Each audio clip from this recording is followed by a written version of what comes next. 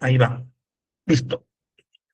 Muy bien, muy buenas noches, estimados participantes. La bienvenida a este nuevo evento, a esta conferencia, Estrella que guía, simbolismos e iconografía de los Reyes Magos en el arte. En esta oportunidad nuevamente contamos con la participación de la doctora Alba Choque Porras.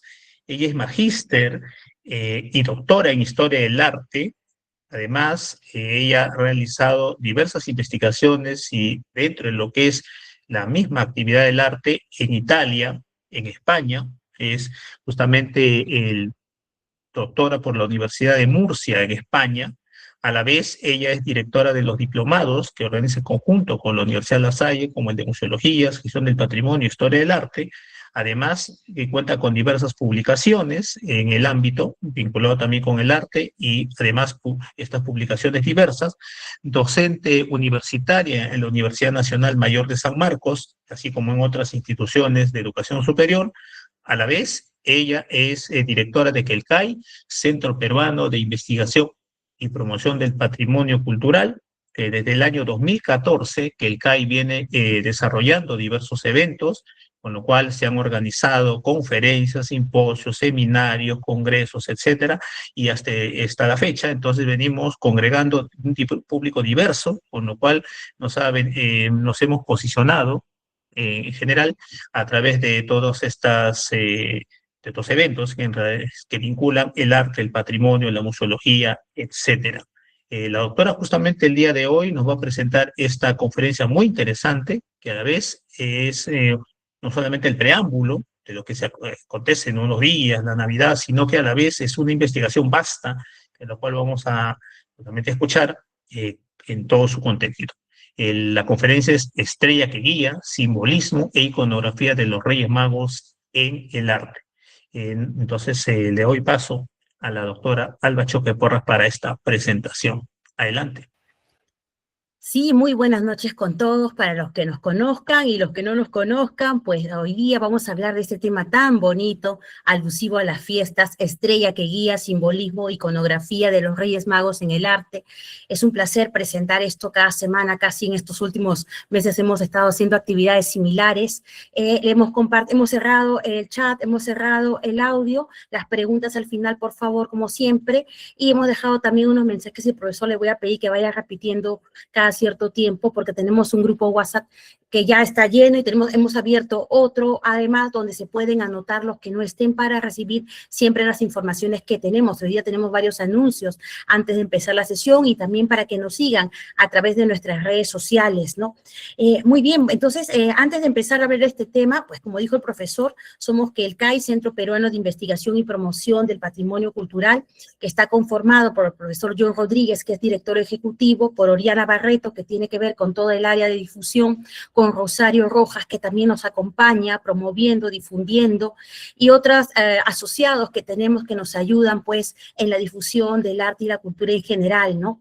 Así que por eso les invito a seguirnos en nuestras redes para poder pues estar siempre conectados, mostrarles solamente lo que hicimos el año pasado, entre otras actividades sacamos esta cátedra Enfoques, y que mucha participación, y después los que, compraron los certificados, porque nosotros entregamos el material, porque el material lo compartimos, el PPT, lecturas, además que ayudan a complementar los temas, pues se les otorgó un certificado de alta especialización en temas de arte religioso, aparte que cada una de las sesiones también tuvo un certificado. Ese certificado es el que les hablaba, ¿no? Porque varios nos han escrito hoy día en la mañana preguntándonos y sí, los temas, muchos de ustedes les sirven para sus clases, para sus investigaciones, y bueno, pues ya sabemos que todo esto solventa también las otras actividades que promovemos a nivel nacional también, ¿no?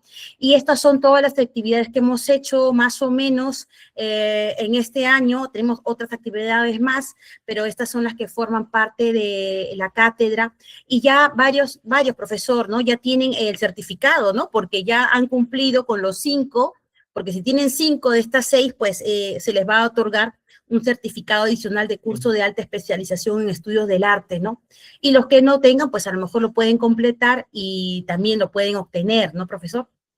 Y tenemos un total de 15 personas que ya han obtenido el certificado de alta especialización, y con lo cual, digamos, también hay otros que todavía falta completar, porque también estuvieron en las conferencias diversas del año pasado. Al final podemos dar ese anuncio más completo, el cual pueden solicitar estos certificados que les falta y con ello acceder a este certificado de alta especialización. Así es, ¿no? Y también queremos invitarlos, y solamente a los que están en nuestro grupo, porque no lo vamos a difundir, solamente pondré algo en las redes sociales, porque este evento que ocurrirá el día lunes, la primera jornada internacional de gestión del patrimonio cultural, tendremos representantes de Bolivia, de Argentina, y la doctora Ana María Lebrun también estará desde Perú, pues va a otorgar certificación completamente gratis. Vamos a dejar por nuestro grupo WhatsApp, por los dos grupos que tenemos, para que se apunten. Tienen que apuntarse, pero también tienen que asistir. Si no asisten, pues no se va a poder, ¿no? Porque es una certificación por 40 horas académicas, además completamente gratis. Siempre hacemos esta actividad, hacemos 3 veces al año, a veces más inclusive, pero completamente gratis, solamente para los que se inscriban y también,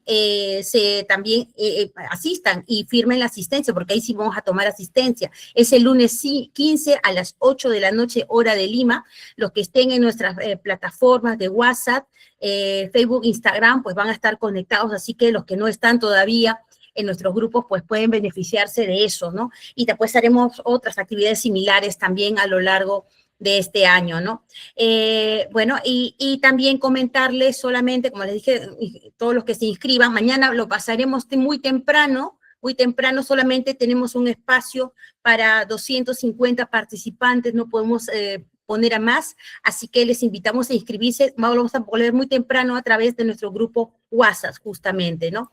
Y pues estos también son los cursos que estamos iniciando en enero, sobre el tema de Los Ángeles, una primera edición buenísima, con muchos alumnos de diferentes países, y ahora lo vamos a volver a repetir. Inicia el 12 de enero, las clases son los días lunes y miércoles, y pues también el 29 de enero iniciamos con el curso Pinceles del Ande, claves y temas esenciales del arte cusqueño, ¿no?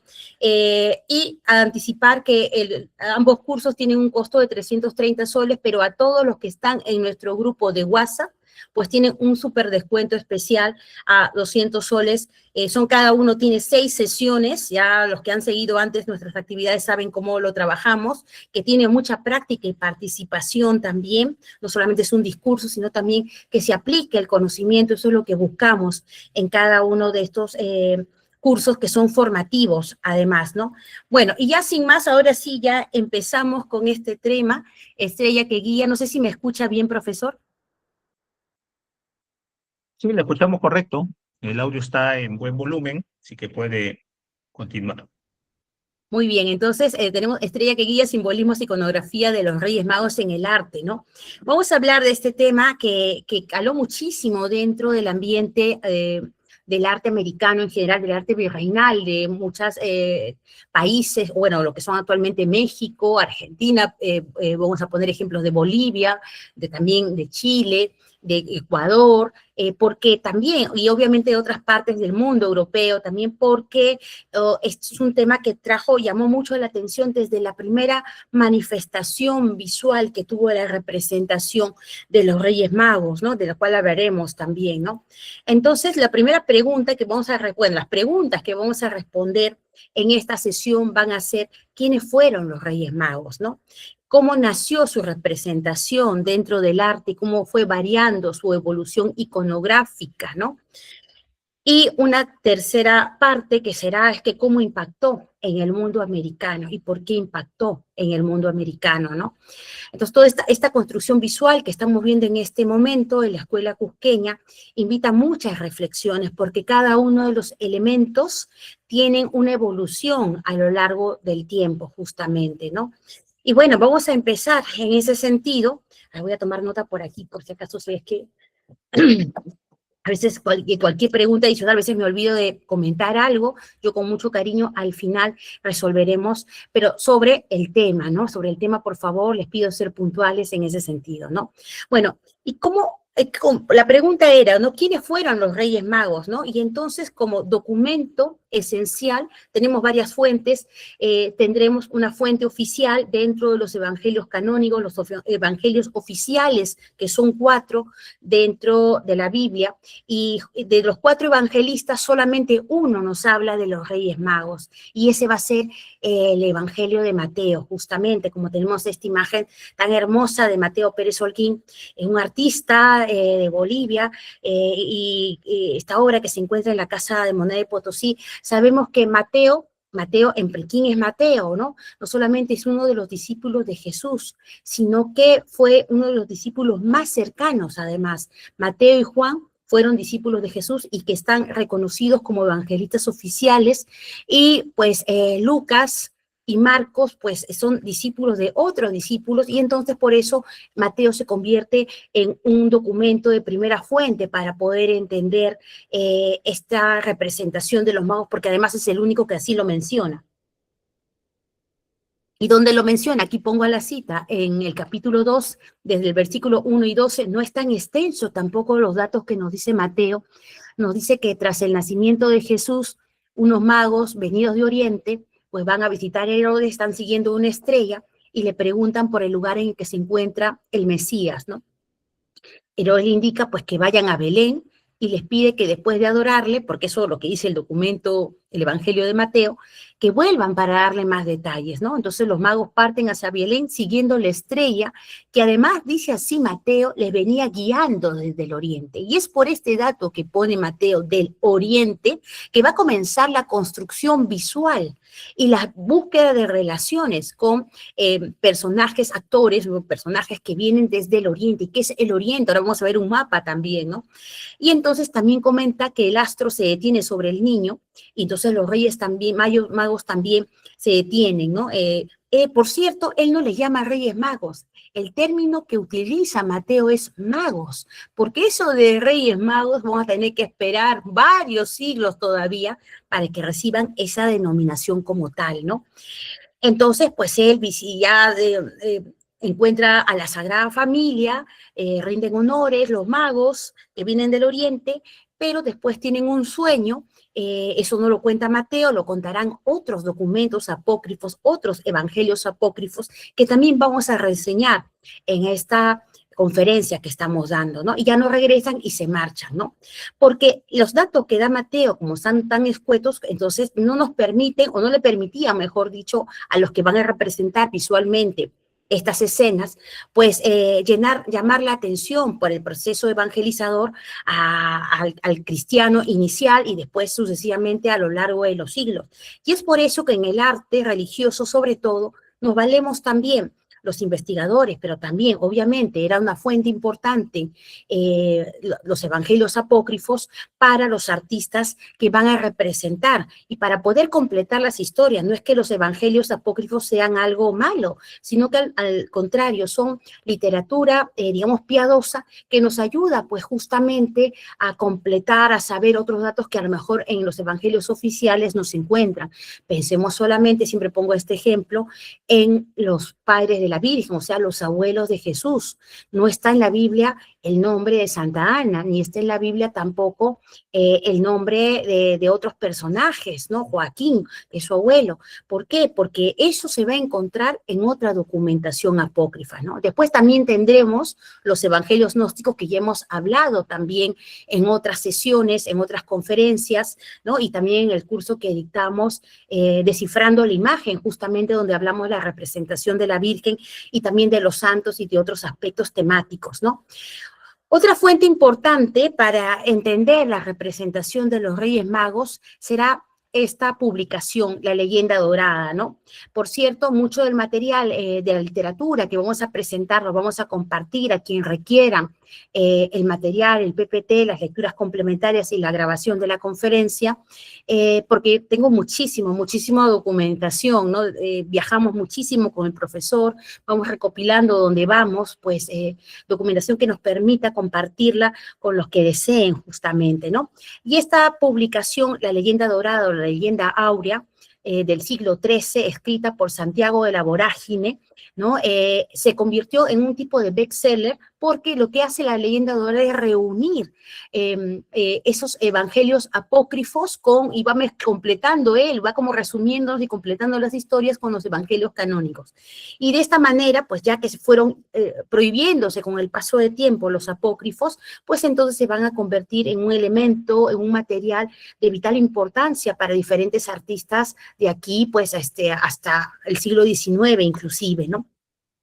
Bueno, ¿y quién nos habla justamente de los Reyes Magos? Otra de las fuentes principales será justamente Santiago de la Vorágine. ¿Por qué nos habla aquí acerca de la Epifanía, no? La Epifanía, que es un término griego que significa manifestación de un acto, de un acontecimiento religioso, ¿no? Y en el tema de Jesús, es la Epifanía, pues dentro del imaginario cristiano, del pensamiento cristiano, es la forma en que toma presencia humana Jesús en la tierra a través de diversas manifestaciones que se dan a conocer, ¿no? Y pues la visita de los magos es una de las 4 epifanías o manifestaciones de Cristo como Dios, como ser humano en ese sentido, ¿no? Otra de ellas será la adoración de los pastores, ¿no? La adoración de los magos, que ya hemos comentado también, el bautizo de Jesús también, y también las bodas de Caná, que aparte del material de los evangelios canónicos, los evangelios oficiales también, que nos cuentan comentando solamente sobre las bodas de Caná, y juega un papel importante para quien quiera investigar un poquito más, es el evangelio apócrifo de Tomás, ¿no? O para algunos es un evangelio gnóstico, ¿no? Porque Tomás tuvo una especial presencia dentro de este tema, ¿no? Las bodas de Caná, y ya muchos de los discípulos, pues no es que ellos escriban los apócrifos, sino que es que se ha recogido supuestamente por sus discípulos y por otros, o pues ya que están hablando en boca de Tomás, en boca de María Magdalena o en boca de otro evangelista, pues se le denomina de esa manera, por el nombre a quien se le atribuye supuestamente tal evangelio cual, ¿no? Entonces, la fiesta de la Epifanía tiene su origen en la Iglesia del Oriente. ¿Por qué hablo esto de la Epifanía? Porque muchas veces se piensa que la única Epifanía es la de los Reyes Magos, pero ya estamos viendo que hay otras más también, ¿no? Y bueno, pero ojo, al igual que como se desarrolla el tema de la representación de los magos desde Occidente, digamos así, pues también desde Oriente va a haber también representaciones de los magos y de otros temas del mundo cristiano en general, ¿no? Y a diferencia de Europa, que el 6 de enero se va a presentar la adoración de los Reyes Magos o la Epifanía como tal, como fecha central, así determinada por la Iglesia, pues tanto en Egipto, donde hay mucha iglesia copta también, como en la zona de Arabia, se celebra al mismo tiempo, ¿no? Se celebra ya desde tiempos inmemoriales el solsticio vinculado al sol invicto, o sol victorioso, ¿no? Con diversas reminiscencias míticas antiguas. Entonces eso nos da a pensar también por qué se elige esa fecha. Y vamos a descubrirlo también en esta sesión, ¿no? Por ejemplo, en Oriente, la Epifanía como tal de los Reyes Magos, ¿no? Tiene una denominación, Agia Fota, es decir, la santa luz, la luz que viene del conocimiento a través de esa estrella que guía justamente a los Reyes Magos. Voy a dejar bastante literatura y me gusta dejar bastantes lecturas que complementen todo esto que estoy comentando porque es un tema bastante extenso, además, ¿no? Vamos a situarnos entonces en el momento en que nace Jesús, porque en ese momento también van a llegar los Reyes Magos, ¿no? Jesús nace durante el gobierno de Octavio, ¿no? No hay una fecha exacta. Nosotros, bueno, consideramos dentro de nuestro pensamiento que el año 0 es el año del nacimiento de Jesús, pero no, nadie ha determinado con certeza esa fecha, un poquito más, un poquito menos, ¿no? Y pensemos solamente que Octavio reina hasta el año 14 después de Cristo, así que tiene que haber nacido de todas maneras durante el gobierno de Augusto y muere durante el reinado de Tiberio, ¿no? En fin, ¿no? Entonces, este es el mapa durante la vida de Jesús, nace durante el gobierno de Augusto, muere durante el gobierno de Tiberio, y cuando va a nacer está pues está el rey Herodes presente gobernando, ¿no? Es el rey judío vasallo, ¿no? Justamente, y ya después heredará pues Herodes Antipa el gobierno de Galilea y también de Perea, ¿no? Y ya después Poncio Pilato, pues ya es otra historia, pero lo coloco aquí un poquito para que tengamos las referencias. Ese es el mapa de la zona donde la Sagrada Familia va a tener actividad importante. Si ven en el mapa, aquí está Nazaret y aquí está Belén, ¿no? Hay una distancia considerable, aquí lo estoy señalando con esta línea. Entonces, pensemos primero algo, porque los magos, ¿de dónde van a venir? Van a venir de esta zona que dice Siria, por ahí deben haber entrado los Reyes Magos, además, ¿no? Y más o menos, María y José recorrieron una distancia, si es que van en línea recta, 111 kilómetros, y si van bordeando Samaria, que era lo más probable, 145 kilómetros para llegar de Nezará a Belén. Ya sabemos que tenían que estar por el censo. José pertenecía digamos, al grupo, a la familia descendiente de Belén, y por eso tenía que viajar a censarse a Belén, justamente, ¿no? Y pues Mateo nos habla también un poquito de esto, ¿no? Citando al profeta Miqueas, ¿no? Dice así, ¿no? En su evangelio: y tú, Belén, de la tierra de Judá, no eres la más pequeña entre los príncipes de Judá, porque de ti saldrá un guiador que apacentará a mi pueblo de Israel, porque Belén queda en la zona de Judea, no queda en Nazaret, ¿no? Aunque estamos pensando en Jesús de Nazaret, ¿no? Y entonces Mateo además lo comenta antes de hablarnos de los Reyes Magos, ¿no? Bueno, y también Mateo nos habla en este capítulo, en este versículo: cuando Jesús nació en Belén de Judea, en los días del rey Herodes, vinieron del oriente, a Jerusalén unos magos diciendo: ¿dónde está el rey de los judíos que ha nacido? Porque su estrella hemos visto en el oriente y venimos a visitarle. O sea, es decir, que han venido desde muy lejos, ¿no?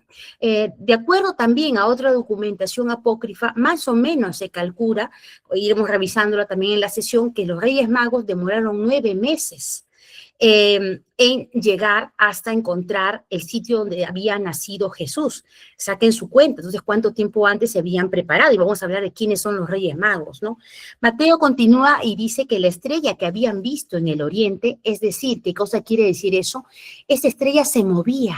Ellos, o sea, la estrella, cada vez que se detenía la estrella, ellos paraban y iban avanzando conforme la estrella les iba guiando hacia donde iba a ser el nacimiento de ese Salvador, ¿no? La estrella que habían visto en el oriente iba delante de ellos, ¿no? Hasta que llegando se detuvo sobre donde estaba el niño, y al verla se alegraron y adoraron a Jesús y le ofrecieron regalos, ¿no? Pero aquí tenemos otro dato que no viene del Evangelio de Mateo, sino que viene del Evangelio árabe de la infancia. Hay muchos materiales apócrifos que nos narran la infancia de la Virgen, la infancia de Jesús. Uno de ellos de importancia, que también compartiremos a quienes lo requieran, será justamente, porque también está el Evangelio armenio de la infancia de Jesús también, y nos dice así en el capítulo 7: y sucedió que cuando el Señor Jesús nació en Belén de Judea, en tiempo del rey Herodes, he aquí unos magos vinieron de oriente a Jerusalén, tal como lo había predicho Zaratustra. ¿Y quién es Zaratustra? Es Zoroastro, porque Mateo también nos habla que venían del oriente. Y aquí comienza nuestra gran interrogante. Esos, de acuerdo al apócrifo, nos dice que pues venían del oriente, tal como una predicción, ¿no? Que había dado Zaratustra. O sea, ellos pertenecían a esa religión de Zoroastro. Mateo también nos habla de unos magos, pero ¿qué cosa es ser mago en este momento de la historia, ¿no? Entonces, pues mago viene de un término persa que significa magi, ¿no? O sea, no se refiere a reyes, porque esa denominación todavía vamos a esperar bastante para que se la coloquen, ¿no? Los magos o los magi son una casta sacerdotal persa babilónica asociada con la astrología, a la interpretación de los sueños, pero son personas sumamente instruidas además, ¿no? Es cierto que eran sacerdotes persas de Zoroastro, ¿no? Y pensemos solamente dónde nace la religión en el mundo, ¿no? La que se considera la primera religión en el mundo nace en esa zona de Mesopotamia, justamente. Y además pensemos otra cosa antes de seguir, ¿no? Recordemos que Moisés libera a su pueblo, está en Egipto y transita esa zona, ¿no? Y lleva a su pueblo por esa zona. También Abraham, recordemos que Abraham, pues, él nace en Ur, ¿no? En esta zona, ¿no? en esta zona justamente, y obviamente para muchos quien escribe parte del Génesis es el propio Abraham y sus seguidores. Entonces Abraham, obviamente, dentro de su imaginario, ya que ha vivido en toda esta zona, debió conectar con algunas circunstancias que hoy vemos reflejadas en estos materiales apócrifos o inclusive en los evangelios canónicos, ¿no? Entonces, claro, interpretaban sueños, estudiaban los enigmas cósmicos, ¿no? Y estos sacerdotes o los magos, porque los magos, ¿quiénes son? Sacerdotes de Zoroastro, ¿no? Portaban esta especie, es una especie de vara, como lo que vemos aquí, o sea, una especie de presente para ciertas ceremonias sagradas, como esta muestra que tenemos en el Museo Británico, justamente, ¿no? Y además, que también tienen un gorrito, que es el famoso gorro frigio, que es que identifica justamente a los sacerdotes de Zoroastro, que ahora veremos también cómo esto pues pega dentro o se conecta con la representación cristiana justamente. Entonces, ¿cómo vamos a justificar esto? Es una primera pregunta. Ese mago persa, ¿cómo se va a convertir en un rey que viene del Oriente y un rey cristiano, además, ¿no? Y vamos a ver justamente cuál es esta evolución y después cómo se les sacraliza también, porque se les va a convertir en reyes, ¿no? Reyes, porque todavía son magos, todavía dentro de este pensamiento, ¿no? Y vamos a ir viéndolo en esta sesión justamente, ¿no? Bueno, primero hay que pensar, ¿cómo es que pensaba la gente en ese? Estamos hablando del siglo II. Recordemos que las primeras comunidades cristianas están viviendo en Roma, en la capital del imperio. Desde que murió Jesús, sus discípulos han ido divulgando, evangelizando, y pues muchos grupos cristianos se han ido desplazando y después se han ido convirtiendo también todo tipo de persona, de nivel dentro del escalafón de la sociedad romana se van convirtiendo al cristianismo. Hay que esperar todavía al edicto de Milán y a otros edictos para que en el siglo IV, o sea, el 315, 328, no solamente se permita el cristianismo como religión oficial, sino que después ya sea la única religión oficial. Pero en las primeras etapas, en las catacumbas y también en los sarcófagos, y ya después poco a poco el mundo cristiano va a ir obrando sus espacios. Claro, pero había ya literatura, o sea, texto escrito, ¿no? Que ya nos hablaba de estos magos, ¿no? ¿Y qué cosa era un mago? Un mago tanto para un judío, recordemos que Jesús es un judío. Recordemos que los apóstoles eran judíos y todavía tenían ese pensamiento, ¿no? Pero tanto para el judío, para el cristiano, pero también para el judío ortodoxo o el cristiano que se había convertido, el tema de la magia implicaba algo vinculado a lo maligno. Por lo tanto, era, pues, cómo es que había que conciliar, ¿no? De alguna manera, cómo es que se iba a mostrar justamente a estos magos del Oriente, ¿no? Porque la primera pregunta que se hacen dentro de la documentación de la época es que si la astrología realmente es veraz o no, ¿no? ¿Cómo pudo una estrella además guiar a alguien hacia Dios?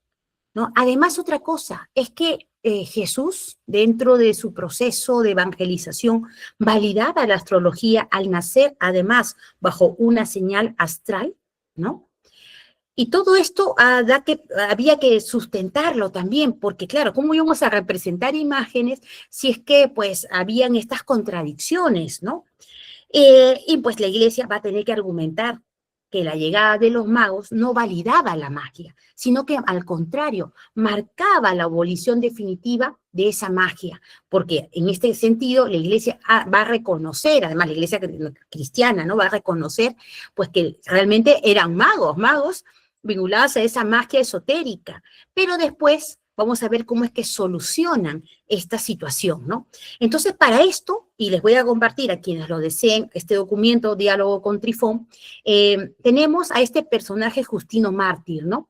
Que él tiene este escrito, es como una especie de diálogo con Trifón, que es alguien que se opone al pensamiento cristiano, y en el capítulo 78 nos habla sustentando, defendiendo a Jesús, sus preceptos, en fin, ¿no?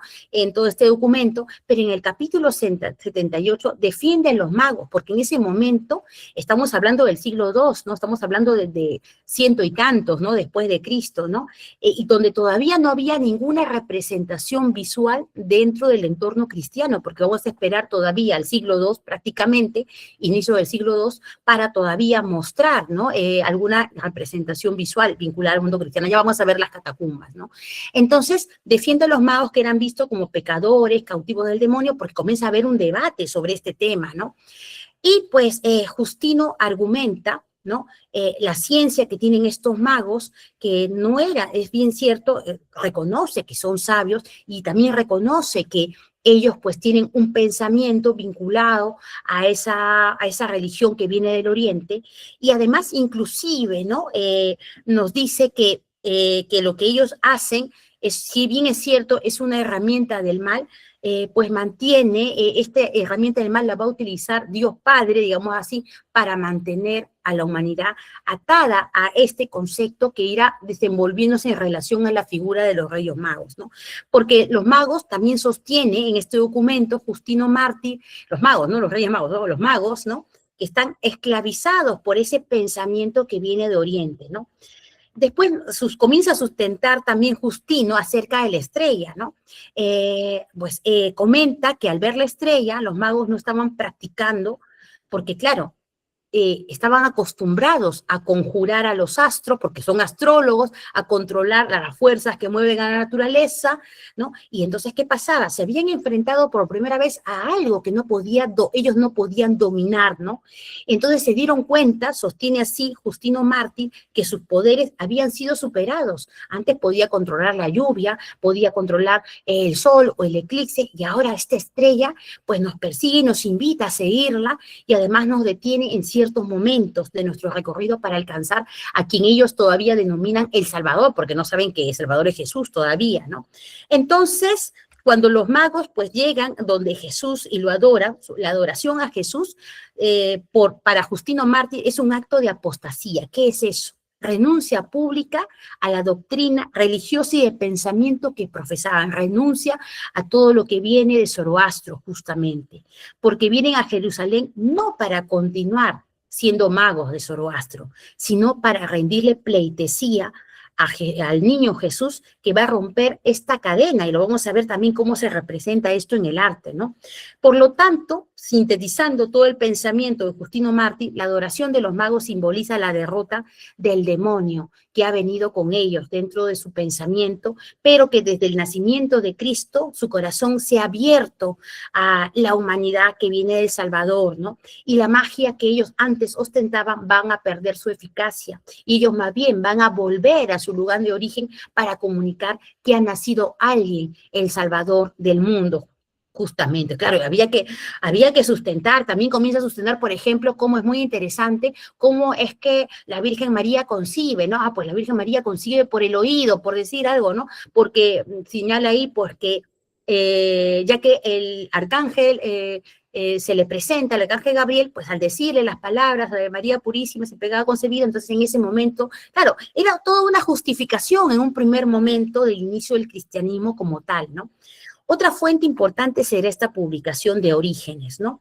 Que nos habla justamente, este documento es contra Celso. ¿Quién era Celso, no?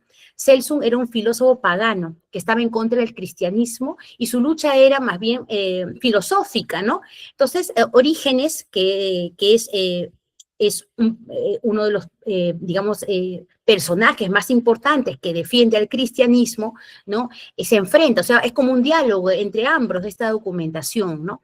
Entonces, Celso había atacado a Jesús acusándolo de ser hechicero, ya que, como para curando a la gente, seguramente aprendió trucos en Egipto, porque en Egipto, recordemos que va a la Sagrada Familia, pero no solamente eso, hay documentación apócrifa que señala que José había vivido antes en Egipto, como por ejemplo el Evangelio Copto de José, o en fin, son evangelios apócrifos en relación a José que había vivido antes en Egipto y que a lo mejor pues su padre adoptivo le había referido todos estos sortilegios y magia, ¿no? Entonces, Orígenes necesita defender a Jesús, pero también necesita explicar que los magos no son unos charlatanes, que no son unos hechiceros, sino que son una figura reconocida de la sabiduría oriental, ¿no?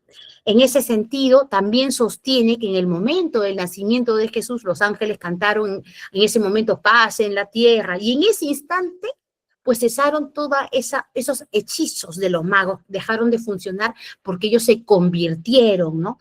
Y todos sus encantamientos anteriores se rompieron también, ¿no? Nos habla también de la naturaleza de la estrella, que también vamos a ver, porque la estrella también sufre una evolución, ¿no? Los magos, pues, habían fallado, ¿no? En su búsqueda, pero vieron en el cielo y se habían dado cuenta que era algo que no podían controlar, algo parecido que Justino, ¿no? A Orígenes, sin embargo, nos aclara que la estrella de Belén no era un cuerpo celeste natural, sujeto a las leyes de la astrología del destino, sino un fenómeno divino, pero al mismo tiempo que racional, que venía justamente de Dios, Dios Padre en ese sentido, ¿no? Entonces, Orígenes responde a la idea de que esa estrella, además dice, porque a veces decían, pues a lo mejor ni apareció la estrella, era una de las cosas que sustentaba Celsun y otros más, ¿no? Pues bueno, fuera la estrella ficción o fraude, ¿no? Se trataba de un fenómeno celeste real, pero extraordinario, decía, ¿no? Porque así lo han referido también otra documentación, ¿no? Inclusive, Orígenes se atreve a decir que es posible que esté vinculado a los cometas, y esta es la primera vinculación de la estrella de Belén vinculada a los cometas que se da dentro de la historia, el año 248 después de Cristo, ¿no? Porque los cometas, además, señala Orígenes, siempre aparecen en momentos cruciales de la historia. Y recordemos esta parte de los cometas, que también lo veremos representado en el tema asociado a la imagen de los Reyes Magos, justamente, ¿no? ¿Cuántos magos fueron? 3, 2, 4, 12. La construcción de la determinación de que sean 3 Reyes Magos, vamos a tener que esperar esa definición recién al siglo V, cuando el Papa León el Grande, pues en uno de esos sermones que daba, promovió que eran 3 Reyes Magos, porque antes de eso, pues dentro de las iglesias de Oriente eran 12 Reyes Magos. Y es más, en otra documentación, pues esos Reyes Magos, pues no eran 12, eran 12.000. Para otros eran 66, 60. Hay mucha variante dentro en ese sentido, porque claro, porque las iglesias de Oriente y las iglesias coptas también van a comenzar a tejer su propio imaginario visual, no solamente desde el mundo religioso, ¿no? Bueno, entonces, y también comienza a definirse en esta etapa inicial, ¿no? Los 3 regalos que traen los Reyes Magos. Y como esta idea se comienza a afianzar de los 3 regalos, pues eso el Papa León dice, pues son 3 Reyes Magos. No son más, porque son solamente 3, aunque sean 12, son solamente 3 regalos, ¿no? Y el oro que estaba vinculado a la ofrenda a un rey, pues es quien lo lleva es Baltasar. También hablaremos de la evolución de Baltasar. El incienso, como ofrenda a una deidad, pues está vinculada a Gaspar. Y la mirra, como un ungüento asociado para entierros, embalsamientos en Egipto y en otras latitudes, simboliza la naturaleza mortal de Jesús que se va a sacrificar también por la humanidad y que va a estar asociado justamente a Melchor, ¿no? En ese sentido, ¿no? Entonces, es así como se configura justamente este tema de las ofrendas, ¿no? Y pues ya vamos a ver entonces cómo es que se va creando este imaginario en relación a la representación de los magos, justamente, ¿no? Y esto nos remontamos aquí al subsuelo de Roma, la ciudad de Roma actual, ¿no? Porque en la ciudad de Roma se gestan con mucha fuerza esas primeras comunidades cristianas que van a crear las imágenes del cristianismo en general. Una de ellas será la representación de los magos, y lo vemos aquí, justamente, ¿no? Ahí donde estoy señalando la flecha, en la parte superior de este arco, justamente, lo vamos a ver aquí, esa es la que se considera la primera representación de los Reyes Magos que se encuentra en las catacumbas de Santa Priscila en Roma. Ustedes ya saben, muchos que me conocen, hemos estado con el profesor John Rodríguez varias veces en las catacumbas. El año pasado también estuvimos, ¿no? Están abiertas 7 de las 8 que cada cierto tiempo abren, ¿no? Y la de Priscila es una de las más concurridas, ¿no? Entonces, no se sabe exactamente cuándo es, más o menos se calcula entre el siglo II y el siglo III. Para muchos se orientan a que es del siglo III, pero no nos habla, como vimos en Mateo, del número. Y como no nos habla del número, pues comienzan a crearse imaginarios de cuántos Reyes Magos pueden ser, pero ya visualmente, ¿no? Tampoco Mateo, por cierto, nos dice los nombres. Vamos a ver de dónde sacan los nombres, ¿no? Entonces, ¿qué pasa? Este modelo de representación, como vemos aquí abajo, los Reyes Magos están llevando en los brazos presentes hacia María, lo que ha quedado de este fresco, ¿no? Que está sentada como una especie de trono tipo Teotocos bizantina, con el niño Jesús en los brazos, no aparece José, fíjense, no aparece José, pues nos marca algo que se denomina o lo que se denomina dentro de la historia del arte la apropiación de una iconografía imperial, que es, porque esta manera de rendirle tributo a alguien o de rendirle pleitesía o llevarle regalos ya estaba dentro del imaginario del pensamiento romano. Recordemos que las primeras comunidades cristianas toman préstamos visuales del arte romano en una primera etapa, le dan otra significación, por supuesto, ¿no? Y fijémonos aquí. Esta es las catacumbas de Santa Marcelino y Pedro. Esta es una pintura mural del siglo III, donde vemos a la Virgen y al Niño no con 3 Reyes Magos, con 2 Reyes Magos. Justamente, ¿no? Y fijémonos aquí, esto es un retrato de Zoroastro, porque ese gorro frigio es como un gorrito que está inclinado hacia adelante, como una vueltita, se parece al de los pitufos, algo así, ¿no? Ya estaba presente este modelo de representación en el Oriente, ¿no? En la parte de Siria, donde se encuentra, además donde se va a sentar ahí nomás al costadito, la primera iglesia del mundo cristiano de esa zona, ¿no? Y vamos a tener no solamente un retrato de Zoroastro, hay más en la documentación que dejaré, les enviaré también, ¿no? Con un cetro, con un rollito en la mano, como también veremos representado a Jesús, seguramente ya es otro tema, bajo otras variantes y otros temas del cristianismo, ¿no? Pero aquí son 2 Reyes Magos, ¿no? Y este tema, esta vinculación de Zoroastro, recordemos que los magos, pues, son sacerdotes de Zoroastro, pero ¿qué pasa? Zoroastro, ya que hay mucha conexión del mundo romano con esta zona, pues entonces se convierte en Mitra dentro del ámbito del pensamiento religioso romano. Los romanos pues adoran a muchísimos dioses, de muchísimas latitudes también, ¿no? Como vemos aquí con este gorro frigio, además, ¿no? Gorro frigio que si bien también representaba a los hombres libres, ¿no? Dentro del contexto de la sociedad romana, ¿no? El dios solar Mitra matando un toro, ¿no? Con una capa, como vemos aquí, ¿no? Y pues esto, pues obviamente, de haber sido un préstamo visual que tomaron las primeras comunidades cristianas para poder identificar a esos magos del Oriente, porque Mateo además había ya dicho que venían de esa zona y reconocía además, ¿no? También, como ya veremos más adelante en otra cita, que venía también justamente de esa zona, ¿no? Bueno, fijémonos, siguiendo con estas obras que pertenecen al arte del paleocristiano, de las primeras comunidades cristianas, tenemos en las catacumbas de Domitila, que hemos podido visitar con el profesor John Rodríguez. Es muy difícil tomar fotografías a veces, pero siempre nos ingeniamos también. Esto es mitad del siglo IV, 350 aproximadamente, donde vemos a María sentada en este trono con el niño, y a los lados aparecen 2 Reyes Magos, 4 Reyes Magos. Claro, todo esto da la conjetura a ficciones como un libro de los 4 Reyes Magos, ¿no? Bueno, ya la verdad que eso va fuera de la historia del arte porque son ficciones, pero que seguramente tienen un sustento bajo este tipo de representaciones. Muchas de ellas se han perdido con el paso del tiempo, ¿no? Y lo vemos también con ese famoso gorro frigio, ¿no? Llevando diversos presentes. Aquí entonces veremos que poner un regalo más, no solamente lo que ya antes habíamos comentado, ¿no? Y fíjense, y volviendo a esa apropiación que habíamos comentado, ¿no? Esta manera de llevar los presentes, como vemos aquí en esta imagen, en la anterior también, ¿no? Era una manera como se otorgaban los presentes a los gobernantes, pero también digamos, a los gobernantes en este contexto de Roma también eran dioses, el emperador era considerado un dios, ¿no?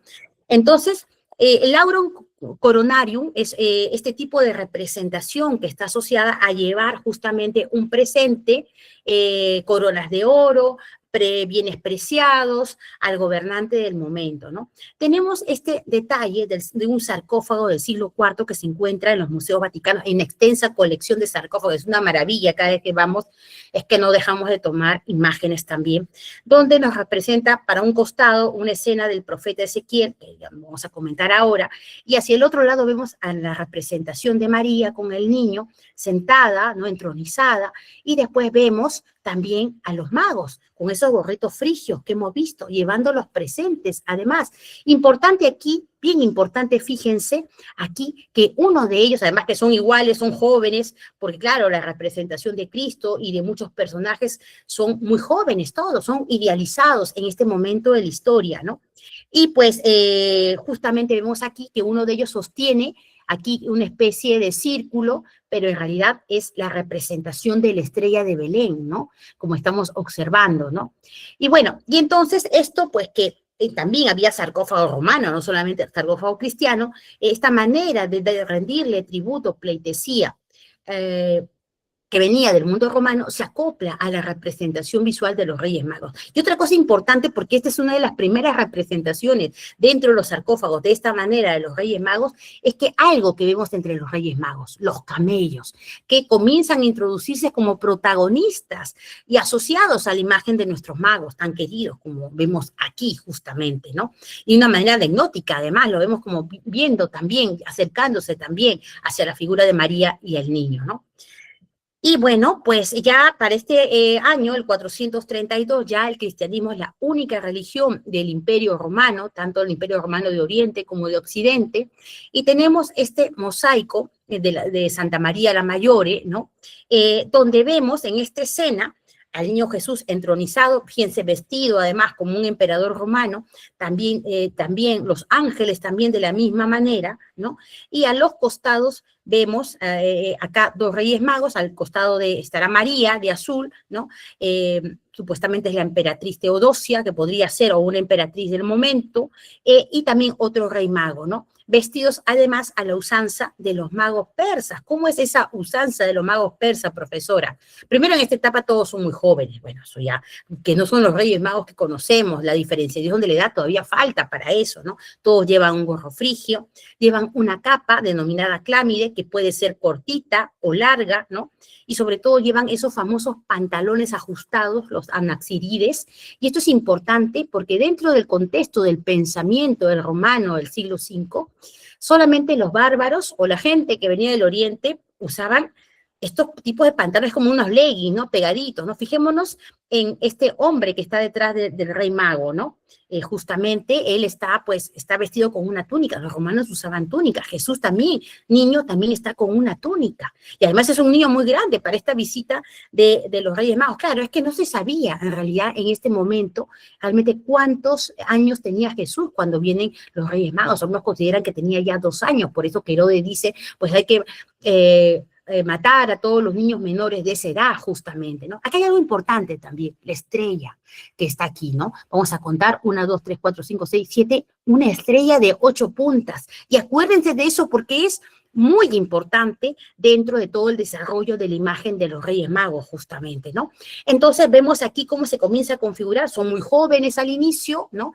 Pero tampoco sabíamos en un primer momento sus nombres, ¿no? Bueno, vamos a ver de dónde sacan los nombres, ¿no? Hay este mosaico que es del siglo VI, pero anterior al siglo VI ya se sabía, ¿no? Porque lo anterior es del siglo V, esto que está aquí, el 432, esto es el siglo VI, 500 en adelante, ya se sabía cuáles eran los nombres de los Reyes Magos, lo vemos en este mosaico de Rávena, ahí está Baltasar, Melchor y Gaspar, todos son tipo europeos, ¿no? Más jóvenes, menos jóvenes, en fin, ¿no? Pero siguen siendo europeos, ¿no? Porque todavía no aparece nuestro rey mago negro, todavía vamos a esperar todavía un poquito, ¿no? Baltasar, pues, y esto también no es que van a ser configurados mayor o más jóvenes, es que esto también va cambiando hasta que poco a poco se va a definir también, ¿no? Pero hay otro evangelio apócrifo, el pseudo Mateo. Nos dice ahí que los magos no llegaron a adorar a Jesús pocos días después de su nacimiento, sino que después de al cabo de casi 2 años, como les había comentado, ¿no? Y esto concuerda con lo que les había comentado de Herodes, ¿no? De mandar a exterminar a los niños menores de 2 años. Pero otro documento apócrifo que también vamos a compartir, el Evangelio Armenio de la Infancia, este es otro, el otro es el Evangelio árabe de la infancia, nos dice así en este capítulo: venimos de Persia, del Oriente, por razón de nuestra nacionalidad, se nos llama magos. Qué bonito, qué hermoso, ¿no? Y fijémonos en nuestra estrella, de 8 puntas todavía, ¿no? Y las palmeras asociadas con los dátiles a que justamente vienen del Oriente, ¿no? Llevan el gorro frigio, la capa a la clámide, como estamos viendo, esos pantalones ajustados también, una túnica ya cada vez con más lujo van a ir apareciendo, y con los regalos que todavía pues no se definen muy bien, para pasar un poquito para ver qué llevan cada uno de ellos, ¿no? Por otro lado, en el Evangelio también armenio de la infancia nos dicen los nombres, que esto es lo más importante, ¿no? Eso estamos hablando del Evangelio armenio de la infancia, más o menos se calcula que fue publicado por primera vez, bueno, se tenía conocimiento, no publicado por primera vez a finales del siglo II, inicio del siglo III. Entonces, claro, es anterior a la representación de esto que es este mosaico que es del siglo VI, ¿no? El primer rey, Melcón, aportaba con presentes, dice así, Melcón es por Melchor, ¿no? Como mirra, aloe, y justamente Melchor, de aquí, de este documento, se saca, este es el sustento, es un documento apócrifo que Melchor va a darle como regalo al niño, pues justamente la mirra, ¿no? Aloe, muselina, púrpura, muchas cosas más, ¿no? Cintas de lino y también los libros escritos y sellados por el dedo de Dios, nos dice, ¿no? El segundo rey Gaspar aportaba en honor del niño nardo, cinamomo, canela e incienso, ¿no? Nos dice que también efectivamente, y de ahí que se le queda el incienso. Y el tercer rey Baltasar traía consigo oro, plata, piedras preciosas, pero también peras y zafiros de gran precio, ¿no? Entonces, entonces Baltasar es el que va a llevar el oro, justamente, ¿no? Entonces comienzan ya a desarrollarse y evolucionar, ya no lo vemos tan jóvenes, ya cada quien se va diferenciando con la edad, pero aún así, paralelamente, no crean, no es que ya se comienza a desarrollar de esta manera, pues todavía se sigue desarrollando jóvenes, no crean, no es que el arte ya termine y comienza los modelos de representación, algunos modelos de representación pues desaparecen y otros se mantienen a lo largo del tiempo, ¿no? Fíjense, la estrella de 8 puntas, vamos a hablar de la estrella de Belén, ¿no? Con esta imagen que pertenece al Basisterio de San Juan en Florencia, ¿no? Del siglo XIII, efectivamente, ¿no? Pero ya había, acá nuevamente vemos justamente la estrella de 8 puntas. ¿De dónde viene esa idea de la estrella de 8 puntas? Que no la hemos visto en el paleocristiano, pero sí la hemos visto dentro de esos mosaicos bizantinos. De ahí nació. Y Bizancio ya sabemos que está en Oriente y más cerca a todas esas iglesias de Oriente y también del pensamiento de Oriente. ¿Y qué tiene que ver eso, profesora, con la estrella de 8 puntas, no? No, porque después ya después en el barroco ya las puntas van a desaparecer, 6 puntas, 5 puntas y eso después, pero en este momento todavía tiene la estrella de 8 puntas, ¿no? Y fijémonos aquí, ¿no? Y eso sería largo de explicar, pero voy a tratar de resumirlo, ¿no? Ya justamente desde en Mesopotamia, en los imperios acadio, asirio y babilónico, estaba asociada a la representación de la diosa Istar, que estaba vinculada al culto también de Zoroastro. Uno de sus símbolos era justamente la estrella de 8 puntas, como estamos viendo aquí, una especie de sol, o el sol finalmente es una estrella, ¿no? Entonces, como vemos aquí en esta estela de Bel Haram Beli Azur del Tel Abba del siglo VIII, y después, antes de Cristo, ya estaba asociado y presente esta estrella de 8 puntas. Y entonces es una de las justificaciones, ya que los magos vienen de Oriente y la estrella viene de Oriente, porque la estrella comienza a viajar de Oriente hacia donde estará Belén, la Sagrada Familia, por eso es que algunos investigadores asumen que, claro, si vienen de Oriente y el culto mayor que se tiene es a una de las diosas vinculada a la abundancia, a la fertilidad, ¿no? Y a toda la prosperidad, la estrella de 8 puntas, pues se refieren los investigadores, y ahí dejaré unas lecturas también, que quizás sea por eso es que se representa como estrella de 8 puntas estas primeras imágenes de los Reyes Magos y esta estrella, ¿no? Que estamos viendo, ¿no? Pero claro, también hay otros modelos de representación, no solamente esa estrella de 8 puntas, como hemos visto, ¿no? Fíjense aquí, este es un icono griego del siglo X, ¿no? Porque las iglesias ortodoxas y de Oriente, no crean, también nos han dejado un imaginario importante, ¿no? Aquí, pues, dentro de este contexto, para resumir un poquito, la Virgen da a luz en una gruta, ¿no? Y bueno, aquí vemos, hay muchas escenas simultáneas. José está en la parte baja, en la parte de abajo está Salomé y la otra comadrona que ayudan a dar a luz a María, ¿no? Está el niño aquí y de forma simultánea al lado de la Virgen, que ha dado un parto con dolor porque está recostada. Y por cierto, el burro y el buey pues tampoco están en los evangelios oficiales, sino vienen de evangelios apócrifos justamente y los ángeles. Pero aquí hay algo importante. Por un lado estará la representación de los Reyes Magos, ¿no? Ya se ha diferenciado un poco la edad, igual no son tan mayores como vemos, y tienen una especie de gorrito que tiene como un círculo, que los asocia que no son ya de la vertiente de Zoroastro, pero que sí son reyes de la zona de Grecia, de la zona de Oriente, Siria, inclusive también lo vamos a ver en los iconos rusos también, ¿no? Entonces ya hay una evolución, aunque algunas todavía representaremos, veremos de gorros frigios, ¿no? Pero hay algo importante, si ustedes se dan acá y dense cuenta para más adelante, aquí hay como un círculo que en realidad es denominado como una nube, parece un embudo, pero es una nube, ¿no? De la cual sale la estrella de Belén. Hemos visto que tenía 8 puntas, y aquí la estrella sale como un haz de luz, pero mejor dicho, como 3 haces de luz que conectan con la representación del niño Jesús que está en esa caja, en esa especie de Moisés, ¿no? O pesebre, también como estamos observando, ¿no? Y fijémonos acá, en este icono de la natividad de este artista tan famoso, Andrés Rublev, este artista ruso, donde vemos justamente también algo parecido, pero en este caso los Reyes Magos están a caballo, pero que me permite mostrar con mejor claridad esto que les decía, es como un círculo, la estrella, y que le sale 3 haces de luz, vinculada justamente al tema de la Trinidad que se estaba defendiendo, ¿no? Entonces tenemos esos dos modelos de representación, la estrella de 8 puntas, esta haz de luz que es como una estrella pero que tiene solamente 3 puntas, y los Reyes Magos que en este caso ya vienen a caballo, además de una larga jornada, ¿no? Una cosita les regalo aquí solamente, para los que no estuvieron en otras sesiones donde hablamos de la natividad, porque hay una diferencia entre el icono ruso con el icono griego, ¿no? Todos son arte de ese periodo, ¿no? En el mundo ruso, como vemos aquí, vemos un caballo, porque no representan el burro, representan en lugar del burro el caballo. Y en los iconos griegos, aquí vemos si es un burrito, justamente, ¿no? Porque claro, ellos, ¿cómo dice cómo va a estar un burro ahí, no? Entonces, para darle prestancia es que han colocado la imagen del caballo. Entonces, es una diferencia para identificar solamente cuando es un icono griego y cuando es un icono ruso, cuando trata este tema de la natividad. Entonces, la natividad dentro de los iconos está vinculada también incluye la representación de los magos, como estamos observando, ¿no? Y vamos a tener que esperar hasta el señor Giotto, que a mí me encanta Giotto. He estado en la Capilla Scrovegni, que está cerca de la ciudad de Venecia, además, y es una joya, ¿no? Que nos invita a muchas reflexiones. Giotto, que es uno de los grandes artistas del arte gótico, ¿no? De este periodo, siglo XIV, pues tiene una capilla donde tiene múltiples escenas de la vida de Jesús, del juicio final, del cual se inspirará también Miguel Ángel. Pero tiene esta escena, ¿no? Donde los Reyes Magos, además, ustedes están viendo, se presentan y le están besando los piecitos al niño Jesús. Está José, además, unos ángeles y se han quitado la corona, inclusive, y los otros reyes, unos Reyes Magos, inclusive, tienen un cuerno de la abundancia, otra variante que le hace Giotto, ¿no? Y el otro, pues, tiene como un copón que seguramente estará vinculado al tema del incienso o el oro, ¿no? Y aquí arriba vemos a la estrella, fijémonos aquí. La estrella como un cometa. ¿Y qué cosa? ¿Giotto se lo inventó o qué pasó? No, Giotto no se lo inventa. Giotto es un gran intelectual de momento, un gran investigador, no solamente del color, sino también de todo lo que tiene que ver con el medio geográfico, el clima.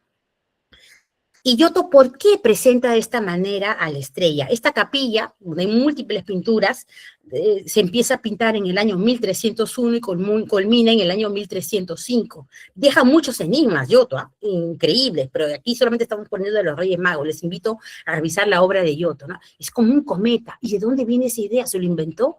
No, porque Giotto en el año 301 vio pasar al famoso cometa Halley.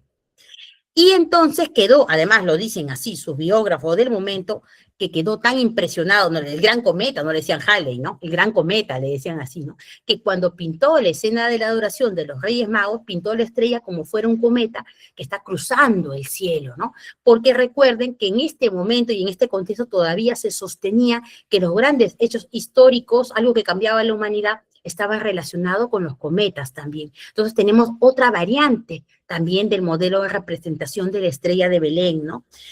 Pero no va a ser el único, además, ¿no?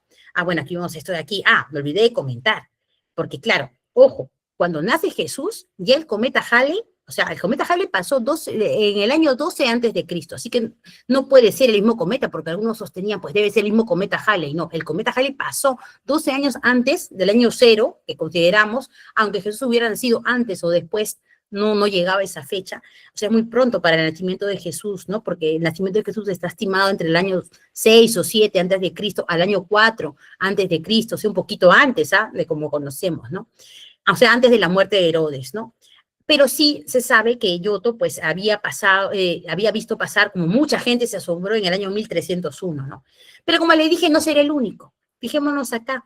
Este es el cometa y los Reyes Magos de Giovanni da Modena, una pintura que es de 1410. Y en el año 1402 volvió a pasar el cometa Halley, lo que llamamos ahora el cometa Halley. Y así se ve que lo impactó a este y a otros pintores. Pueden buscar, podríamos ampliar, y les voy a dejar una lectura también, como vemos cómo es que ellos están mirando la estrella. Porque esta escena no es que cuando han llegado a rendirle los honores a Jesús, sino que esa estrella los guía, están mirando, están buscando y están con su ejército de ayudantes también con los cuales, y que les ayudan también, fijémonos aquí, están asombrados, ¿no? Y que los siguen de esa manera, ¿no? Entonces, como les dije, es otro modelo de representación iconográfica, tenemos tres bajo la representación de la estrella de Belén, justamente, que guía a nuestros Reyes Magos. Pero aunque están representados, vemos aquí, me olvidé de comentar, ya hay un cambio, ¿no? Porque a partir ya más o menos, sobre todo se comienza a afianzar en el siglo XIV, ya comienzan a aparecer los Reyes Magos con coronas, aunque hay algunos todavía en el siglo XII que los representan de esa manera, y en el románico también, ¿no? Y después, otro episodio que está representado bastante es el tema del sueño de los Reyes Magos. Porque después de visitar a la Sagrada Familia, ellos se quedan dormiditos y pues claro, se le aparece el ángel y le dicen que no regresen donde Herodes, váyanse de una vez, regresen a su lugar de origen, ¿no? Claro, que hay una licencia artística, ¿no? Bueno, aquí están durmiendo juntos, porque era común verlos dormir juntos, tanto en relieves, en los capiteles de las iglesias, como en manuscritos iluminados, como puede ser este, o pequeñas miniaturas también, ¿no? Entonces, pero era representado de esta manera, mostrando buscar la unidad de los viajeros, ¿no? Y además era algo muy popular y familiar en la época, no era un asombro, ¿no? Y ya vemos también los cambios de nuestra estrella, que ya a partir de este momento, pues ya tiene 8, 10, 12, 3, 4, 5, ya comienza a haber una dispersión de la evolución de la estrella también, ¿no? Esta es otra representación en el Baptisterio de Florencia también, donde los Reyes Magos también están dormidos y aparece el ángel para transmitirle que no regresen donde Herodes, que continúen su camino. Y la pregunta es en este momento, ¿y cómo los Reyes Magos regresaron a su país, a Persia o al Oriente? ¿Se fueron caminando en camello? ¿Qué pasó, no? Vamos a verlo. Y es increíble porque, fíjense este mosaico que también se encuentra en el Duomo en el Baptisterio de Florencia, porque los Reyes Magos, de acuerdo a la leyenda dorada, y esto se volvió muy popular en este momento, pues ellos van al puerto de Judea y regresan milagrosamente muy rápido a su lugar de origen. Supuestamente es la parte de arriba, entonces por eso se piensa que puede ser la parte de Siria, otros dicen que no, que se fueron a un camello. No, bueno, ahí lo dejo ahí. Pero este modelo de representación triunfó durante muchas décadas y después fue decayendo también, ¿no? Fíjense que acá también tenemos otra, bueno, también, esto también, ¿por qué se planteaba de esta manera y se promovía que se representara en imágenes? Por una cuestión teológica, porque el barco no solamente era un vehículo para transportarlos, sino que estaba vinculado inicialmente, la idea de la nave de la iglesia nace justamente con el tema de los Reyes Magos, pero después se va a separar de la presencia de ellos mismos, ¿no? Como ya les comenté, algunos modelos iconográficos triunfan y otros no, ¿no? Entonces, además, los magos, al estar regresando a su lugar de origen por el mar, prefiguran justamente esa expansión del pensamiento cristiano a través del Mediterráneo, también está asociado a la pesca milagrosa de la vida de Jesús y otros temas también cristianos más, ¿no?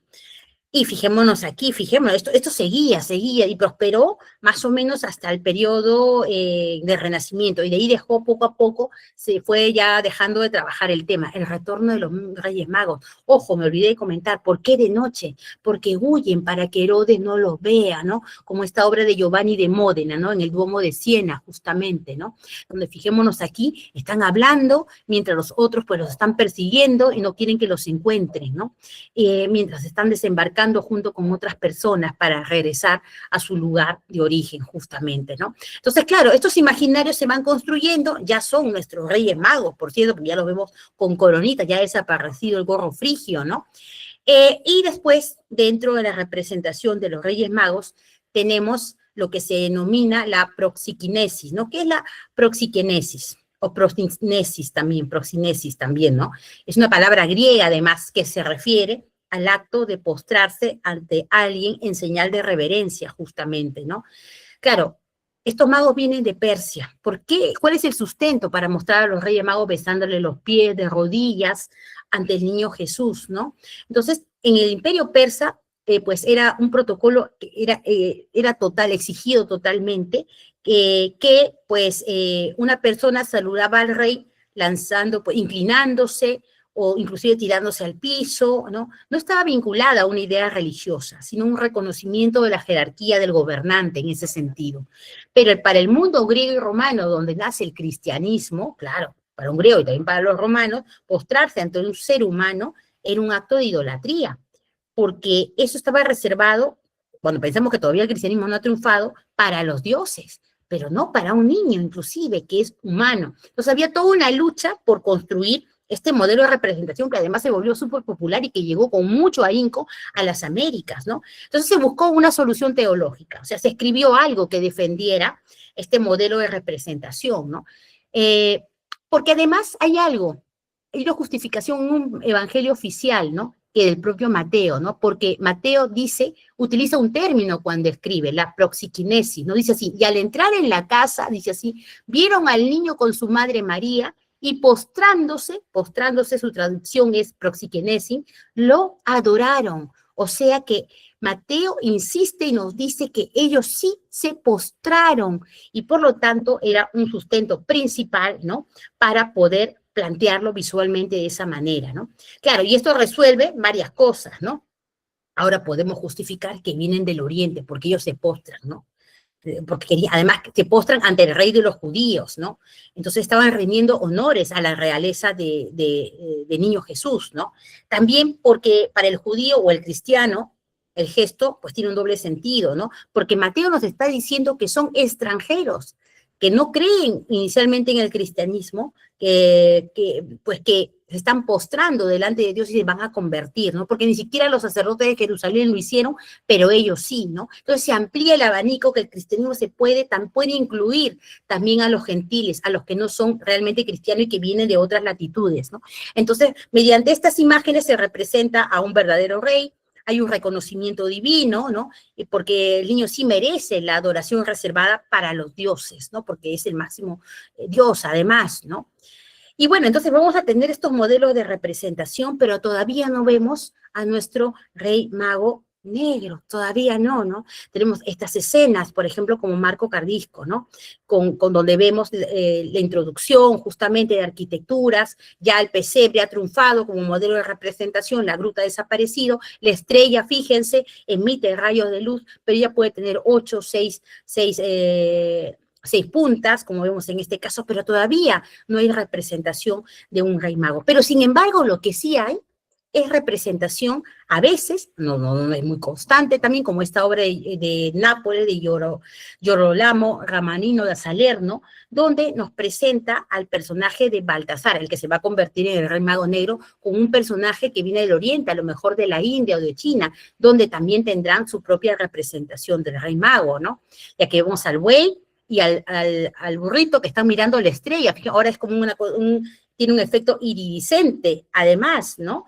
Y bueno, vemos aquí también abajo, la cartela que dice, nos habla también la defensa de la virginidad de María, ¿no? El parto y la virginidad irreconciliable durante mucho tiempo se reconcilian como un pacto de paz en el seno de la Virgen también. Y además los magos reconocen con su presencia el dogma mariano justamente, y por eso se promueve también en ese escenario, ¿no?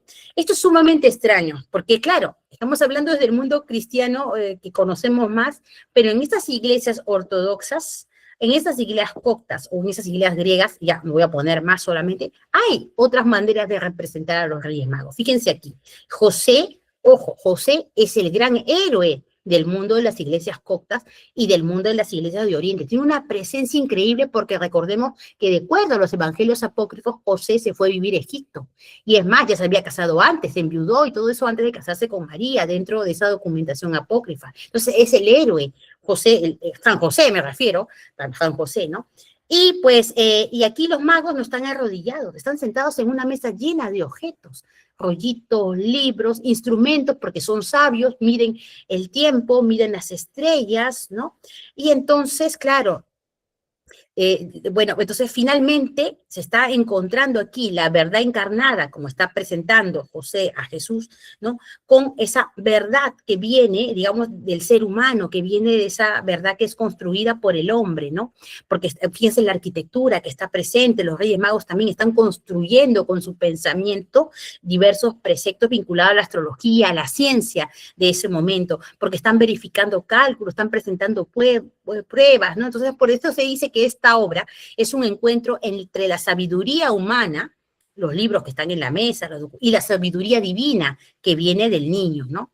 Una obra maravillosa, y de esta hay varias versiones también de este mundo, ¿no? Este tipo de iconografía y otras más no triunfan dentro del escenario cristiano de Occidente, pero sí podríamos avanzar ya a otra sesión con esa visión que tienen las iglesias, que es extraordinario, ¿no? Y ya en esta parte tenemos que hablar de nuestro rey mago negro. ¿Cómo es que de pronto todos los reyes magos pues son muy parecidos, a veces tienen la misma edad, ya se iba diferenciando de la edad, pero aquí ya, ¿cómo es que se convierte? Había que tener una justificación también, porque todo en el arte tiene que tener una justificación de documentos, ¿no? Y entonces, claro, ¿cómo le cambiamos el color de la piel? Esta que vemos aquí, esta pintura, ¿no? De Hans Mulzer, además, que se encuentra en Alemania, es para muchos la primera representación de un rey mago de color oscuro, ¿no? Porque hasta el siglo XIV, 1300, lo que sí se había hecho era representar las tres edades del hombre, ¿no? O sea, los tres reyes magos, un rey mago más viejito, más joven, más maduro, y después ya la vejez, ¿no? Juventud, madurez y vejez. Eso sí ya se había hecho, pero no cambiar a que uno tuviera un color de piel diferente, ¿no? Aunque habíamos visto representación un poco orientales, sí, pero bueno. Entonces, en general, la gran mayoría de representación eran blancos europeos, ¿no? ¿Y cuándo se da y por qué se da esta diferenciación racial? ¿Y por qué? ¿No? Porque ya habíamos comentado que primero había esa diferenciación también por el tema de la edad y también que cada uno venía de un sitio especial, ¿no? Por ejemplo, Melchor venía de Europa, Melchor va a ser el mayor, además de todos ellos. Zen venía de Asia, ¿no? Que va a ser la versión de Gaspar también, ¿no? De Gaspar, que será el rey mago negro, además, ¿no? Y después también tendremos a África, ¿no? Que es Can Baltasar también. Lo que pasa es que hay otra cosa importante. En este primer momento, Gaspar y Baltasar, no, o sea, no es que ya de frente es Baltasar el que viene de África. A veces va a ser Gaspar y a veces va a ser Baltasar. Vamos a tener que esperar un poquito hasta el Renacimiento, por ahí barroco, donde ya definitivamente Baltasar va a ser el que proviene de África. Pero todavía estamos construyendo visualmente la representación y la transformación de uno de los Reyes Magos, ¿no? ¿Y esto por qué está asociado? Por los hijos de Noé, porque supuestamente cada uno de los reyes magos se comienza a sustentar que desciende de uno de los hijos de Noé, ¿no? Entonces, pero Cam, de los cuales descienden el mundo de Oriente y los de África, pues, había tenido un problema con su padre, lo había visto desnudo, no lo había cubierto, y entonces su padre se molesta cuando se despierta, mientras los otros hijos se habían preocupado por Noé, de taparlo. Entonces Noé le lanza una especie de maldición, ¿no? Y diciéndole que su descendencia va a sufrir, ¿no? Y cuando se convierte este rey mago en un hombre de color que viene de África, es como que ya en este momento se perdona ese suceso que le pasó a Can, ¿no? Justamente, ¿no? Y entonces al poner a un rey mago negro, ¿no? Negro, pues entonces, adorando además a Cristo, la iglesia afirma que la salvación ahora es universal y que incluso alcanza a todo lo remoto, a todo lo que vino del pecado anterior y también, por supuesto, a todo lo pagano, ¿no? Y por eso se le comienza a preferir ese modelo de representación, como vemos también en este manuscrito iluminado, ¿no? Donde ya además comienza a tener una presencia preponderante. Baltasar, ¿por qué? Porque Baltasar es quien lleva el oro, justamente, ¿no? Y Melchor, que será el personaje, el rey mago mayor, el más viejito, digamos así, y mientras el otro Gaspar, pero todavía Gaspar a veces va a ser el rey mago negro, pero en todo caso aquí Gaspar sí es el que, digamos, es el rey intermedio, ¿no? En juventud, justamente, ¿no? Fíjense aquí también, entonces comienza Baltasar a ser presentado como un rey mago negro. En el Renacimiento ya vino para quedarse en ese sentido, y pues ya también los tres reyes magos comienzan a simbolizar digamos, a los continentes. Porque, ¿por qué solamente 3? Porque además solamente se sabía que habían 3, ya después con América ya surgirán otras propuestas de interpretación, ¿no? Y ojo también, los camellos, los caballos, inclusive los elefantes comienzan a ser incorporados, asociados a la imagen de los Reyes Magos, ¿no?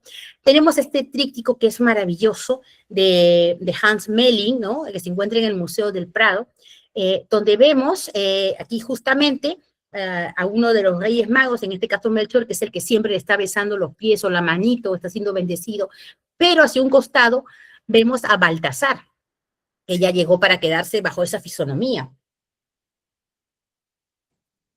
Voy a agrandarlo aquí, como ven, pues totalmente suntuoso, ¿no? Y entonces, fíjense, elegante, ¿no? Y que también se acerca con gran porte a llevar el oro, que además lo ven ahí, está dentro de esta urna, porque él está asociado, Baltasar está asociado al tema justamente del oro, ¿no? Con grandes joyas, trajes totalmente delicados, como vemos aquí, ¿no? Y que nos muestra que cobró una preponderancia tan igual o más solamente por el tema del oro, pues muchas veces lo enfatiza aún más porque lleva, de acuerdo a la coyuntura de la época, el bien más digamos, no quiero decir más esperado, pero el más solicitado, digámoslo así, ¿no? También tendremos esta versión maravillosa del Bosco que se encuentra en el Museo del Prado, donde vemos otra cosa que comienza a aparecer en relación a la imagen de Baltasar, ¿no? El rey mago negro, que comienza a venir con su propio séquito, o sea, niños o jovencitos que también vienen de África y que se suman a su propia comitiva individual, ¿no? Y vemos aquí, en este caso, cómo el Bosco, que es muy simbólico todo el tiempo, le hace cargar, ¿no? El famoso ave fénix, el que sale, renace de las cenizas, vinculándolo a que justamente a la idea de la resurrección de Cristo. Y si ven en el cuello de Baltasar y también aquí en la hombrera de Baltasar, está los cardos secos, los cardos de los cuales adelante pues se elaborará la famosa corona de espina de Jesús, o sea, es decir, una prefiguración. En la historia del arte se denomina así ciertos elementos que prefiguran, como el ave fénix también, que Jesús pues se sacrificará por la humanidad, pero que resucitará después de 3 días, justamente, ¿no? Ya podríamos quedar hablándonos más de estos detalles, pero bueno, ¿no? Y aquí este resumen comparativo les dejo para los que pues lo requieran además, como que de ese momento del arte paleocristiano, ¿no? Eran casi idénticos, muy joven, con los gorros frigios, vestidos de persa, porque estaban vinculados a magos orientales. Después en la Edad Media hay un cambio, se presentan como dentro de ese modelo iconográfico de 3 edades del hombre, vinculado al tiempo, un rey mago joven, un rey mago maduro y después un rey mago anciano, pero todavía no aparece nuestro rey mago de color, nuestro rey mago negro, ¿no? De África, que viene de África. Y ya al final de la Edad Media, pero sobre todo a partir del Renacimiento, ya vino nuestro rey mago de África a quedarse, ¿no? Como digo aquí, Baltasar, pero a veces también va a ser Gaspar, ¿no?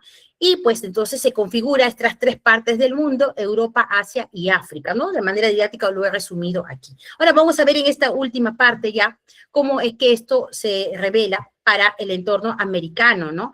Aquí tenemos esta maravillosa imagen que se encuentra en la Catedral de Cusco con un donante, además, como estamos viendo, que también nos muestra esa reverencia, ¿no? Que hace este rey mago al niño Jesús, ¿no? O sea, este modelo de la protequinesis todavía sigue sobreviviendo dentro del entorno americano, ¿no? Ya nuestro rey mago es definitivamente de África, ¿no? Sigue Melchor como, digamos, representación del mayor de todos los reyes magos, de los reyes en general, pero fijémonos que tanto Baltasar como el otro rey que es Gaspar tienen gorros de qué, como si fueran otomanos, como fueran árabes. ¿Por qué? Porque en este momento de la evangelización de idolatría, pues claro, todo lo que venía de Oriente era perseguido, claro, pero al mismo tiempo, ya dijimos que los Reyes Magos, cuando conocen al niño Jesús, a través de la estrella que los guía, que lo vemos aquí al fondo, además, pues inmediatamente se convierten al cristianismo y dejan de mantener los cultos paganos. Y es por eso que se les representa de esta manera. También, bueno, el donante, que está quien ha mandado a pagar la obra, se encuentra aquí abajo, ¿no? Esta obra, que se encuentra en el Museo de Arte de Lima, hay muchas de estas versiones también, como les dije que hay un niñito negro que acompaña, es muy curioso, al rey mago, que fíjense, sobre el turbante árabe le han puesto una corona en este caso, ¿no? Y aquí está José, ya aquí, pero aquí hay algo importante, me había olvidado, pero lo he puesto aquí, ¿no? ¿Por qué? Dentro de ciertos documentos apócrifos, como el Evangelio Armenio de la Infancia, en el capítulo 11 nos dice que los reyes del Oriente habían salido de su país con un ejército. Por eso que las representaciones, y eso se va a enfatizar muchísimo, en el arte americano, ¿no? Colonial, virreinal, vamos a ver ejércitos que no son romanos, sino que, bueno, tienen la imagen de romanos, pero que cada uno de estos reyes había venido cada quien con su propio ejército, ¿no? Y que llegaron además a la ciudad de Jerusalén al cabo de 9 meses de estar empezando a seguir la estrella, ¿no? Y los jefes de su ejército, relata aquí este evangelio apócrifo, investidos del mando general, eran 12. Los que acompañaban y sumaban eran 12, pero cada quien tenía más de 1000 hombres a su cargo, ¿no? Y entonces, llegaron muchísimos, y claro, por eso es que Herodes supuestamente se asusta, porque tanta gente ha venido, y por eso es que lo tenemos con mucho énfasis representado dentro del arte, del imaginario, del arte virreinal, como estamos observando. Aquí también los vamos a ver también, los camellos ya llegaron también para quedarse también, y bueno, estas obras vienen siempre de grabados, como el que estamos viendo justamente, este grabado de Cornelis de Gale, ¿no? Como estamos asociándolo aquí, ¿no? Entonces, claro, aquí donde triunfa es este modelo de representación, donde el rey mago Melchor se inclina para besar los pies del niño o para que el niño lo bendiga, le toque la cabecita, depende, ¿no? O como vemos aquí en esta obra del Museo de Arte Colonial de Quito, ¿no? También algo parecido, ¿no? Y la estrella, fíjense, qué hermosa esta pintura, pues que está toda embuida en estas nubes que dejan ver como si se abriera el cielo, y nuestra estrella, que ya tiene múltiples aristas, múltiples puntas, en realidad deja caer sus halos de luz sobre la escena que estamos viendo acá justamente, ¿no? Aquí tenemos otra también del Museo Histórico Regional del Cusco, vemos cómo están llevando los presentes, Baltasar, que será ya aquí el negro, con un incendiario muy característico dentro del arte medieval, ¿no? Porque eso viene de este grabado también de Cornelis de Gale, que es asumido por muchos artistas del mundo americano, como comenté, desde México hasta Argentina, obras que he visto en Bolivia y muchas otras partes americanas, ¿no? Entonces, claro, van cambiando solamente la posición de los personajes, pero vemos también que a veces pueden tener una corona de rey o también un turbante que muchas veces se mantiene, indicando de su procedencia justamente, ¿no? Esta es muy bonita, que se encuentra en Argentina. Esta me la ha pasado, esta foto, un amigo justamente de ahí cuando fue al Museo Catedral de San Salvador de Jujuy. Está muy buena resolución, además, donde vemos a este rey mago totalmente suntuoso, ¿no? Y vemos como anécdota el burrito que está escapándose para comer el heno, como está aquí también representada en este grabado de Adrián de Kohler, ¿no? Y vemos también aquí, qué lindo, porque el niño estira la mano para que le bese como si fuera un personaje, pues un conde, un príncipe, y así por el estilo, mientras María y José miran absortos, ¿no? La representación de la escena, ¿no? Y el otro, pues, que es Gaspar, más joven, digamos, le está tratando de mostrar uno de los regalos, justamente, ¿no? Y Melchor, que aquí supuestamente en este jarrón, de sintonía árabe, pues está llevando la mirra, y aquí el oro justamente Baltasar, ¿no? Cómo le ayudan a cargar la capa también estos niños, es muy anecdótico, ¿no? Y después llegamos a estos modelos de representación asociados a incluir a un personaje inca, el rey mago inca, ¿no? De esta tenemos hasta el momento 2 versiones, quizás aparezcan otras versiones en el futuro, y voy a aprovechar para comentar algo. Primero, la estrella, es como un cometa en este modelo de representación de Diego de la Puente, que se encuentra en la iglesia de Juli. O sea, aquí comparte, ¿no? Está el rey mago, pero no está como Baltasar, porque Baltasar es el rey mago que viene de África. Entonces, ¿quién es el rey mago inca? Es Gaspar. Recordemos que Gaspar a veces es representado también como el que viene de Asia o de las Indias, y es por eso que también seguramente se conectó con la representación de Gaspar, en este caso la representación del Zapa Inca, porque fíjense el traje que tiene, un úncubo además colonial, una mascaipacha ya mestiza también, frente a un fondo, la escena delante de un fondo arquitectónico, una columna también, y algo que ocurre muchísimo dentro del arte barroco universal, que es la representación de los niños bombilla. ¿Qué son los niños bombilla? ¿Ven cómo este niño está súper iluminado? Pues eso nace en Europa, Rubens lo practica muchísimo y otros artistas, pero tiene mucho apogeo y también se lleva al entorno americano, como estamos observando, ¿no? En esta imagen, ¿no? Y esta imagen, por ejemplo, viene de Portugal, porque así como ponemos a nuestro rey mago inca en estas pinturas, también de otras nacionalidades han incluido a su propio rey o personaje gobernante originario, como esto que ocurre en esta pintura de Vasco Fernández en la Catedral de Viseu de Portugal, donde tenemos a un personaje indígena local, ¿no? Entonces lo vemos representado aquí, obviamente que es de Brasil, ¿no? Con estas conexiones que tienen, ¿no?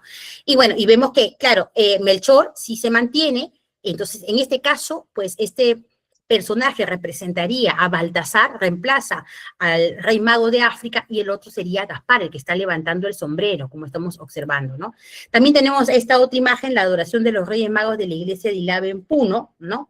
La tengo muy buena resolución, pues una imagen bonita, además, donde vemos justamente los detalles del personaje, ¿no? Cómo está, además, con mucha candidez mirando la escena, ¿no? Y que aquí, nuevamente, el rey mago inca se constituye bajo la imagen de Gaspar, porque Baltasar también está presente ahí, ¿no? Y fíjense cómo tiene estas mascarones aquí en la parte superior, porque es un traje mixto en realidad, entre mestizo, tiene una capa también que es mestiza. Fíjense esa mascaripacha mestiza porque ya tiene piedras preciosas, todo este cinto también con los orejones y todo eso por los cambios también que pasan y que hemos visto seguramente en la representación de retratos de linajes incas de ese contexto, ¿no? Con tocapus, una serie de bordados, brazaletes que configuran la imagen de un inca que era muy promovida este modelo de representación, lo hemos visto también en otras latitudes, para hacer sentir que esos antiguos gobernantes también se habían convertido al cristianismo, ¿no? En ese sentido, ¿no? Y bueno, acompaña ya a los militares, ya sabemos por qué, porque cada uno viene con su propio ejército. Y me olvidé de comentar algo aquí, y es por eso que este rey mago que tenemos de Diego de la Puente en la iglesia de Juli, perdón que no he puesto la imagen, tenía otra imagen mejor, me olvidé de colocar, lo colocaré para los que ya pues, pidan los certificados, en fin, ven que él viene, por eso es que está presente ese ejército de indígenas. ¿Por qué? Porque supuestamente dentro del relato inicial, pues los reyes magos pues venían con su propio ejército, y ya que el rey mago es inca, pues también vendrá con su ejército a rendirle honores justamente al niño Jesús, como estamos observando, ¿no? Y bueno, claro, ¿de dónde viene esto? De un grabado, de Boswell, que es tan conocido también, ¿no? Y fijémonos aquí, esta es la imagen que tenemos en la iglesia de Ilave, este es el grabado de Boswell, donde se configura, hay cambios, obviamente, pero que ¿de dónde viene este grabado? Del señor Rubens, ¿no? Porque Rubens es un artista que no solamente pinta, era sumamente copiado, y él tiene una frase muy conocida: antes que me sigan copiando a mí, me copio a mí mismo.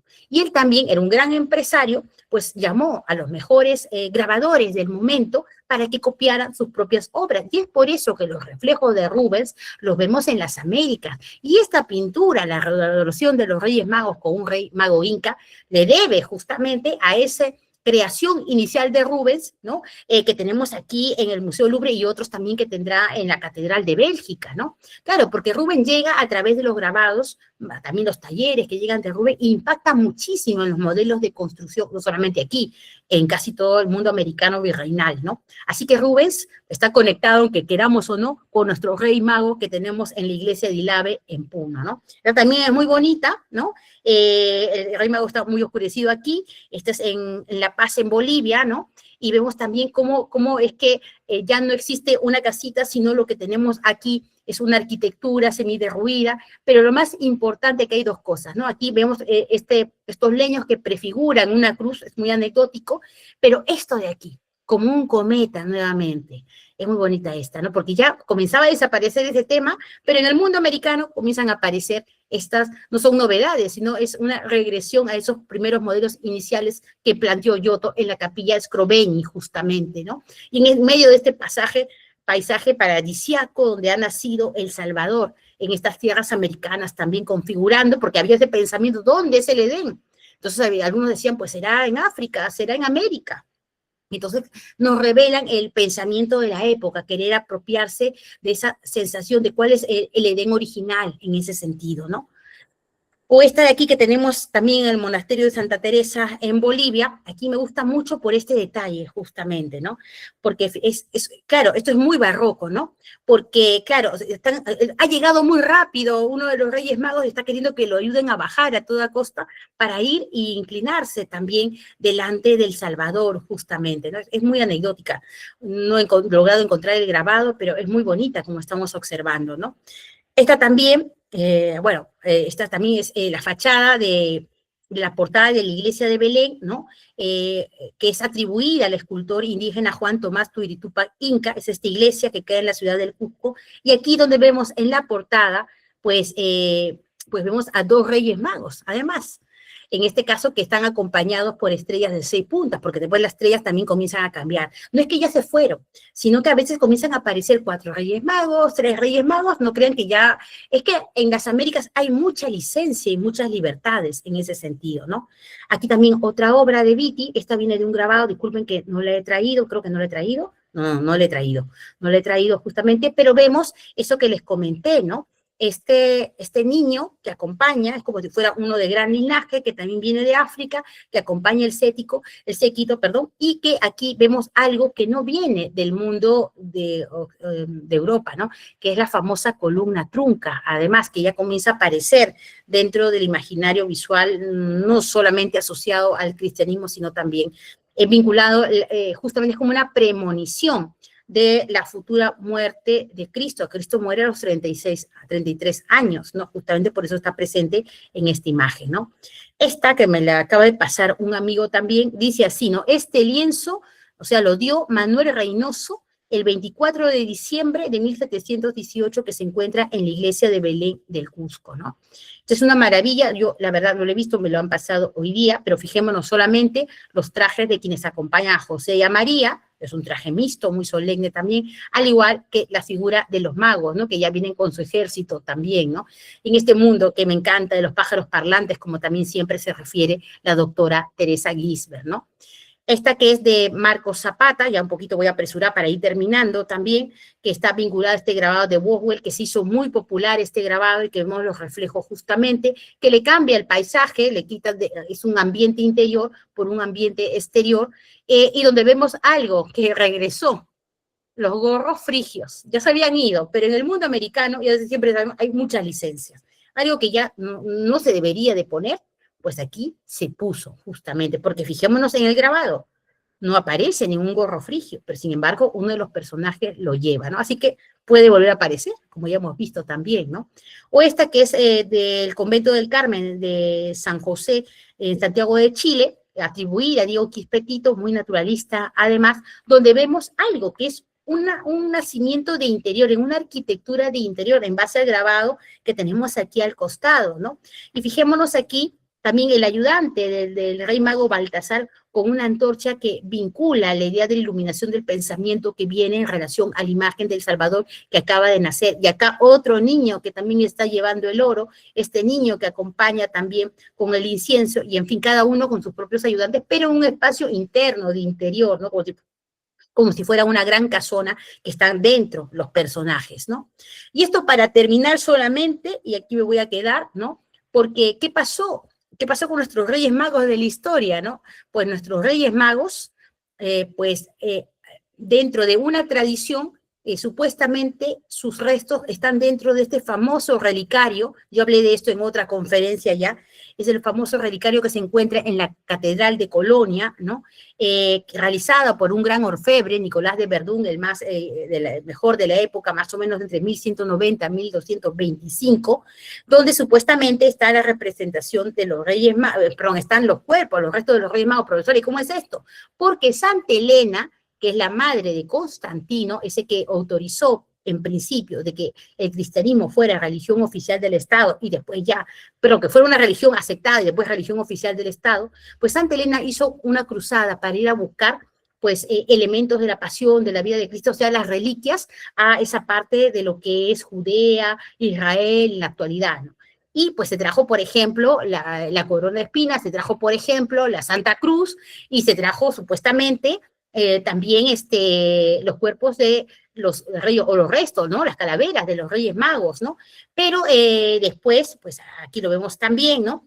Fueron saqueadas, estaban primero en Milán, ¿no? Estaban en una iglesia en Milán, fueron saqueadas por Federico Barbarroja, ¿no? Ya sabemos quién es Federico Barbarroja, y se llevó hacia el arzobispado de Colonia, donde se encuentran, ¿no? Fijémonos aquí, ¿no? Entonces fijémonos, estos son las calaveras, justamente, supuestamente, de los 3 Reyes Magos en la parte interior de esta especie de relicario gigante que tiene forma además de iglesia, como estamos observando, ¿no? Muy bien, profesor, yo me voy a quedar aquí. Ay, ¿qué pasó? Voy a cancelar aquí, no sé si hay alguna, profesor, si puede abrir también los micrófonos, por favor.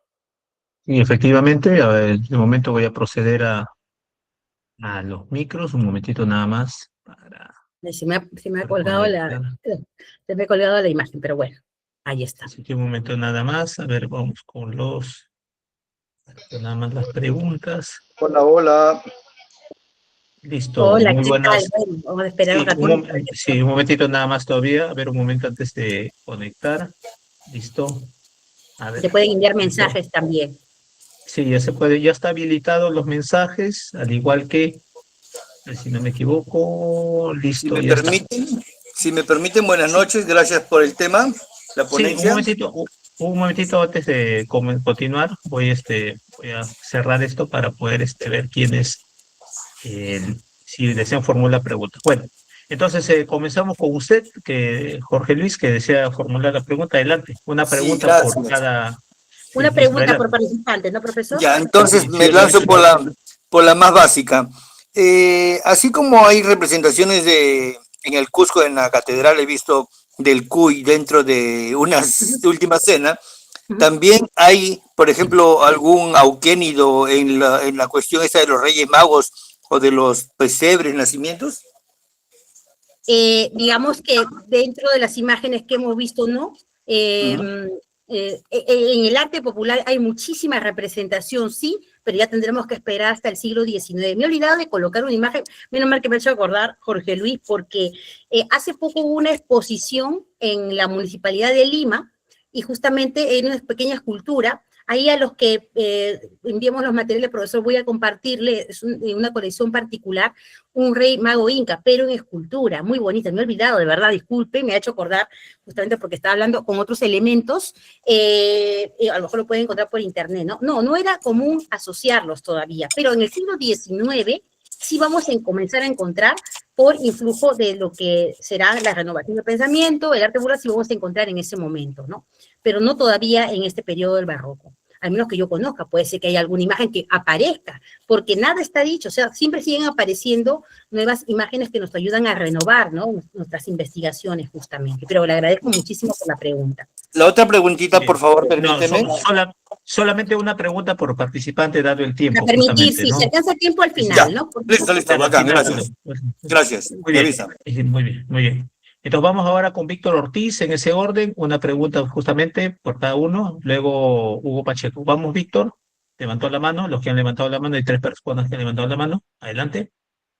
Claro que sí. Primeramente, buenas noches, doctora. Le agradezco mucho por esta exposición, que la verdad nos ha enseñado mucho. Pero quería preguntarle una cosita. Cuando nos mostraba los iconos, tanto el griego y el ruso, uh-huh. había en la parte de abajo donde está José, hay una representación de un señor. Y como usted nos dijo que simultáneamente estaban pasando varias escenas, quería consultarle si ese personaje representaba a un rey mago, por favor, Allá. doctor. Sí, muchas gracias, Víctor. No, ahora voy a explicar quién es ese personaje, ¿no? Los Reyes Magos sí están presentes, los vimos siempre de 3 juntos o a caballo, o si no, llevando los presentes caminando, ¿no? Dentro de esta primera, es que eso lo di en otra conferencia que se llama La Natividad, que también podemos compartir si lo desean, ¿no? Pero, ¿qué iba a decir? Ya. que dentro de esa escena había unas mujeres y también había un personaje. ¿Qué pasa? Esto está asociado a la representación de José. José también tiene una evolución, ¿no? Dentro del arte en general, ¿no? Y en este momento de la historia, en este momento de la construcción de la natividad, no solamente es un hombre mayor, sino es un hombre como que no es, voy a llamarlo así, no es muy astuto, ¿no? Está como pensativo, triste, no sabe qué hacer. De hecho, hay unas mujeres que son las parteras, una de ellas será Salomé, también, además que está en los evangelios apócrifos diferentes, nos lo señalan así. Y ese hombre que aparece es alguien como que le quiere dar un consejo, es un personaje anecdótico. Y también voy a aprovechar para comentar algo. Ahí cerca, me olvidé de comentar, hay como un arbolito. Hay un arbolito. Y ese arbolito es el famoso árbol de Jesé, que supuestamente también está asociado al árbol de la genealogía, ¿no? De Jesús, ¿no? Que también está presente dentro de este modelo de representación. A veces tienen muchos más personajes, a veces tienen menos personajes, tanto sea el icono griego como el icono ruso, ¿no? Pero no es alguien que le viene a acompañar, puede ser también un pastor, depende, los pastores también comienzan a aparecer, a veces están todos juntos, a veces se hace por separado también, ¿no? Hay una iglesia, la iglesia de la Natividad, donde también vamos a ver una imagen muy parecida, ¿no? Pero ya no lo he podido colocar en esta conferencia, ¿no?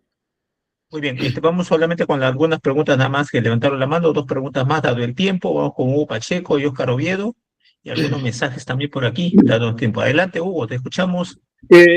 Buenas noches, doctora. Buenas noches, profesor John. Me parece muy interesante la conferencia. Quería hablar más que todo, la pregunta va relacionada a la construcción de ese niño que mostraba foco, ¿no? Y me parece que hay una omisión también de un cuadro que ustedes no pusieron, que Panofsky menciona, a Roger van der Weyner, me claro, parece. lo Sí, hemos comentado sí, hay en la conferencia que di acerca de justamente de la natividad en el arte el año pasado. Ahí pusimos un montón de niños bombillas, un montón, sí, ¿no? estaba flotando y me parecía interesante, ¿no? Sí. Eso te llamó la atención. Sí, los niños bombilla, pues surgen con mucho auge en el barroco decimos el arte del teatro, y además lo pusimos, ¿no? Ahí en la conferencia que dimos, y si el que desea lo puede solicitar también, pusimos como 12 niños bombillas, creo, porque es un modelo iconográfico que triunfó muchísimo, además, ¿no? Y por eso solamente lo comenté así de refilón, ¿no? Pero hay muchísimos de esos niños bombillas, tanto del arte universal y también del arte americano, ¿no? Sí, bueno, muchas gracias, Hugo. Vamos a Oscar con la última pregunta que levantaron la mano, luego vamos por los comentarios, algunos que están muy interesantes y para poder, ya por el tiempo. Adelante, Oscar, te escuchamos. Y un Ok, saludo también. bueno. Buenas, ¿qué tal? Buenas, y muchas gracias por la información que compartieron. Mi consulta era, quería saber si por casualidad la doctora ha escuchado o ha leído de algún evento similar a estos tres personajes que siguen una señal, una estrella o algo similar, ¿no? Lo pregunto por qué, porque en un museo aquí de Lima importante, arqueológico, se muestra una cerámica moche que tiene tres personajes cargando ofrendas en mano, no sé si sabe a cuál me refiero, y estos llegan a un lugar donde hay dos dioses, uno masculino y uno femenino, en acto de fecundidad, de donde sale un árbol lleno de frutos, ¿no? Entonces, lo que propone la museografía de este lugar es que hubo un evento paralelo al momento en que los tres Reyes Magos siguieron la estrella, y que se dio en América y que los muchos representan en esta cerámica. Entonces me llamó mucho la atención porque es una teoría bastante intrépida, ¿no? Entonces quería saber si usted conocía de esta o alguna similar. Sí, y no solamente en el Perú, en el mundo, ¿no? El arte, ¿por qué vemos, ya es algo un poquito que sale de aquí, pero ¿por qué las maneras de representar lo visual son parecidas? A veces ni siquiera necesitamos una conexión. El hombre siempre busca soluciones a lo largo de su vida, a lo largo de la humanidad. Y una de ellas es cómo representar ciertas situaciones, porque el arte viene de las ciencias humanas más que de las ciencias sociales, ¿no? Y por eso vamos a ver estos modelos de representación. Y voy a aprovechar algo bien importante que dijo Óscar, que estaban asociadas a personajes, efectivamente, que hay vegetación, que sale de ellos, que como que le están llevando presentes, si conozco esa imagen, porque me olvidé de comentar, porque es tan extenso, todo ese mundo que viene de Oriente. Estamos hablando del mundo donde supuestamente vienen los Reyes Magos, ¿no? De Persia. Ya no me da tiempo para hablar de Zoroastro, pero también hay representaciones de la Última Cena en Zoroastro, en el mundo de esta zona, y también hay representaciones de los Reyes Magos, hay representaciones de muchos temas cristianos, ojo, que están asociados también, porque si bien las primeras representaciones cristianas están asociadas con el mundo romano, el cristianismo inicial toma préstamos visuales de Egipto, bastante, ya me olvidé de comentar de la estrella de Egipto, ya no pude hablar de eso, están asociadas también a todo lo que tiene que ver, porque Roma, pues como era un imperio tan grande, llegó a esa latitud, a todo lo que es actualmente Turquía, toda esa zona, y Persia, Irán, Irak, toda esa zona, pues justamente también. Entonces había una confluencia, intercambio de información, porque había muchos viajes transatlánticos, además inclusive, y después eso también se conecta con lo de aquí. Pero ojo, la representación visual siempre está para expresar un pensamiento, ¿no? Y la manera como, yo sé cuál es la imagen que se refiere a su compañero, lo que pasa es que no lo podemos mostrar aquí, está asociada al tema justamente de algo que se llama la reverencia, ¿no? O sea, cómo se trabaja la representación de la reverencia, lo hemos visto, cómo lo hacen los Reyes Magos, cómo fue evolucionando, y cada cultura también tiene su propia manera de expresarlo a través de las imágenes, pero es muy interesante, sí, lo que dice Oscar. Gracias, Oscar, por ese comentario. Muy bien, para resumir acá las preguntas por el chat de acerca de, consultan dónde está la imagen más antigua de los Reyes Magos en la ciudad de Lima, uno, luego acerca de la Epifanía, señala, a diferencia del Evangelio Apócrifo, que son textos que no fueron incluidos en la Biblia, las Epifanías pregunta si están sacadas de la Biblia, y otra pregunta final Pero es de primero por uno qué por uno, porque no me mayor, profesor. Sí. Primero, Bueno, ¿dónde está primero la imagen más antigua de los Reyes no lo Magos en podría Lima? determinar, pero pensemos una cosa. En principio, ya si uno lee a Garcilaso de la Vega y otros cronistas también lo señalan, los propios españoles venían con obras, o sea, obras pinturas. No es que eso todavía, la afianzación del desarrollo de la práctica de la pintura demora, ¿no? Muchas de esas se han perdido, Pero pensemos una cosa. No sé cuál era la pregunta exacta, la representación, creo que del nacimiento, me dijo, o de los Reyes Magos. Sí, No lo sé. la pintura más antigua acerca de Más que una de los Reyes pintura, vamos a Magos. tener un dibujo, ¿no? En la crónica de Huamampoma de Ayala vamos a ver representaciones justamente de ello, ¿no? Por ejemplo, solamente, estamos hablando de 1615 por ahí. Y después también lo vamos y ahí en adelante, ¿no? Porque finalmente, aunque no tenga color, está representado de esa manera. En otra conferencia lo puse, además creo que en la Natividad en el Arte también lo puse por ahí, ¿no? Y ya después, cuando surgen las escuelas, Viti también, ya los otros, Viti pues viene en este contexto, pues van a ser uno de los primeros modelos de representación de la Epifanía o de la adoración de los Reyes Magos como tal, y ya después para adelante, ¿no?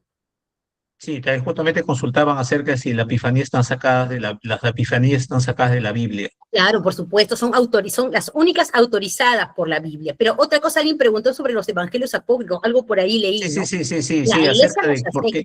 los acepta y los sigue aceptando. ¿Cómo vamos a quitar dentro del calendario de los santos, pues, a Joaquín y a Santa Ana?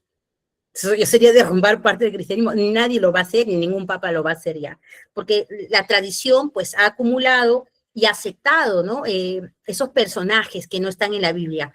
Tampoco en los nacimientos está el burrito ni el buey, a veces está el caballo inclusive, ¿no? Eso también, todo eso tiene sustento en estos evangelios apócrifos. Eso lo relaté, además, los que quieran, eso está en la conferencia que di sobre la natividad, ¿no? En el arte, ¿no? Y para resumir la historia, y sustenté además todos los evangelios apócrifos bajo los cuales se incluía la presencia y por qué de estos dos animalitos, ¿no? Pero eso está inclusive desde el paleocristiano, vamos a ver esos modelos de representación, sí.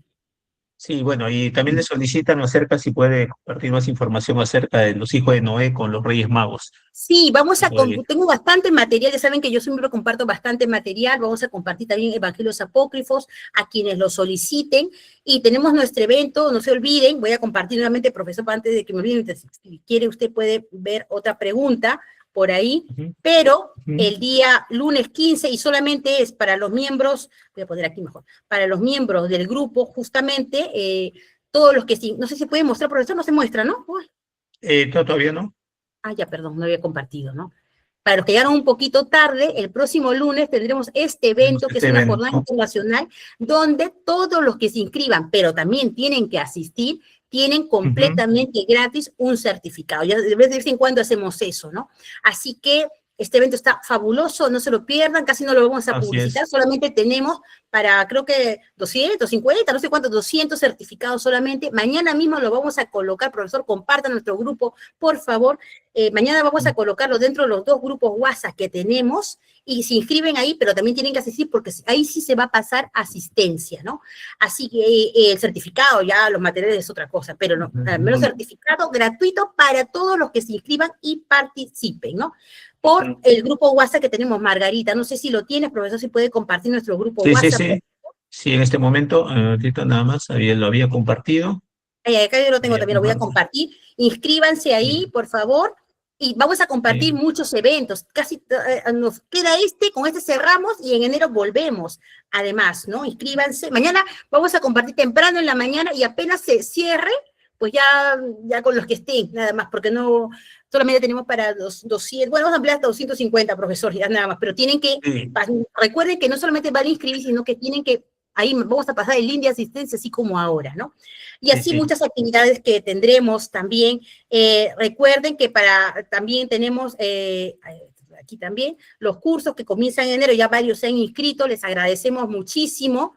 ¿Dónde me escribo el lunes? Por el grupo WhatsApp, Elvira. ¿Dónde voy a pasar, profesor? Acabo de compartir acabo de compartir efectivamente ahí. Entonces, a través de este ingresa, se une, y luego ahí entonces se podrá facilitar la inscripción. No olviden también que aquellos que desean el certificado, se ha escrito también, pueden solicitarlo al número por YAPE o PLIN a través del número del profesor John Rodríguez, sí, compártelo, para que profesor, puedan también. acceder al certificado. Sí, acá voy en este caso, tantito nada más, solamente un poquito nada más para que... Sí, a ver, un ratito y termino con esto Yo ya lo pongo acá, compartiendo. profesor. Sí, lo que lo acabo de compartir. Ya lo puse, profesor. También los que quieran medio, voy a compartir bastantes, los evangelios apócrifos que se han mencionado, voy a compartir, me olvidé de colocar esa escultura del rey mago, que además es colonial, ¿no? Que es una de las pocas que he visto muy bonita en escultura, que me llamó mucho la atención, esa la voy a compartir para quienes lo soliciten, y otras más que para complementar, ¿no? Y muchas lecturas también que sustentan cada una de estas planteamientos que se ha tocado el día de hoy, ¿no? No sé, si está Martín Romero, el último, y ya nos vamos, ¿no, profesor? Voy a decir, bueno, con Martín Romero, entonces, si Martín Romero levantó la mano, entonces vamos terminando ahí y cerramos la sesión. Martín, adelante, si está con la consulta, breve. ¿O sí o no? Me pareció que no. Creo que no, pero bueno, muchísimas gracias. Bueno, igual, de todas maneras, gracias de todas maneras, sí, muchas gracias. ¿Y alguien más? Y ya está, profesor, uno más, y ya está, profesor, a ver. A ver, alguien más que... Había aquí una pregunta final de Víctor que había, voy por aquí, de inmediato. Había... Yo también quería preguntar algo. A ver si fue posible. A ver, pues finalizamos con usted. ¿Ingreso yo?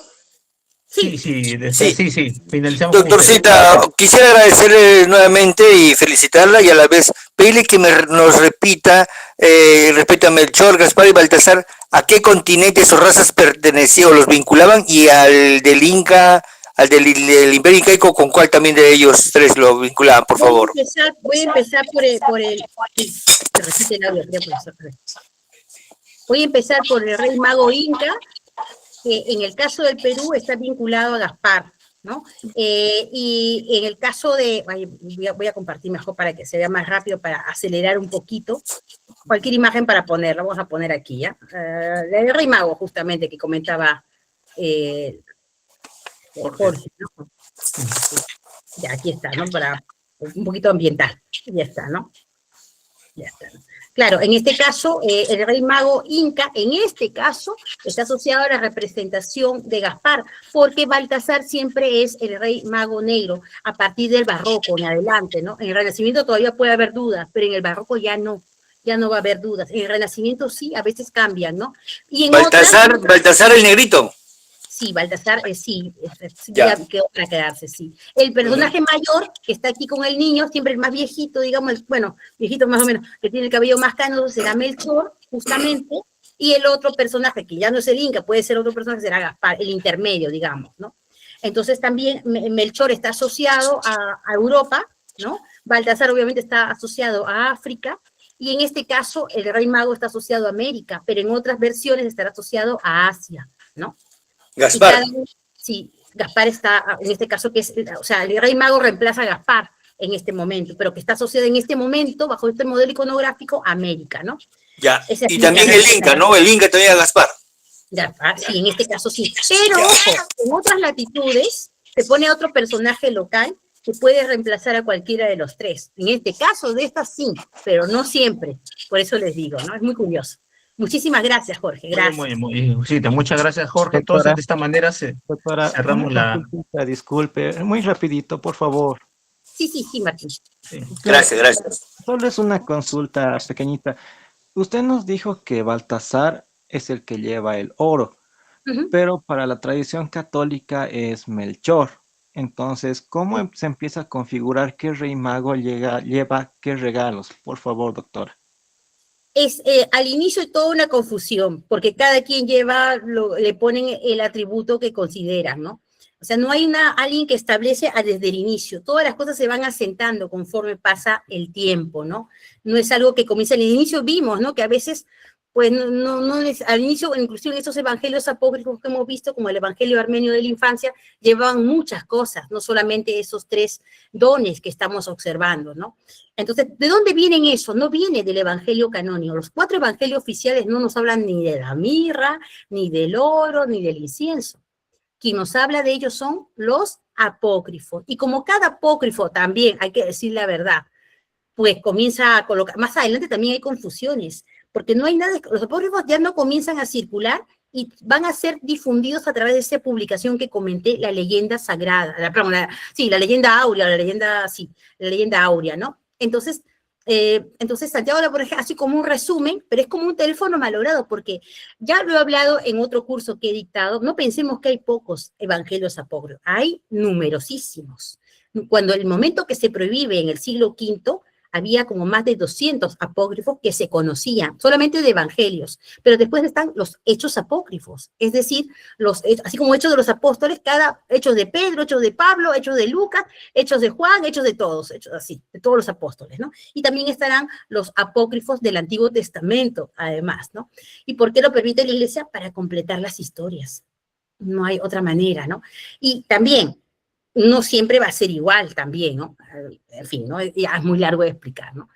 Muy bien, de esta manera, gracias doctora por toda la participación y todo, muchas gracias a los asistentes por esta conferencia, y de esta manera vamos a compartir el evento de lunes, el día lunes, El en grupo, breve. profesor, dice que Sí, en breve vamos a compartir. Por favor, Sí, mañana vamos a compartir solamente hasta que se llene, a estar atentos en la mañana, y porque se cerró eso, y después hay que asistir también, porque no solamente es matricularse, sino claro. asistir, ¿no? Entonces, la iglesia solamente lo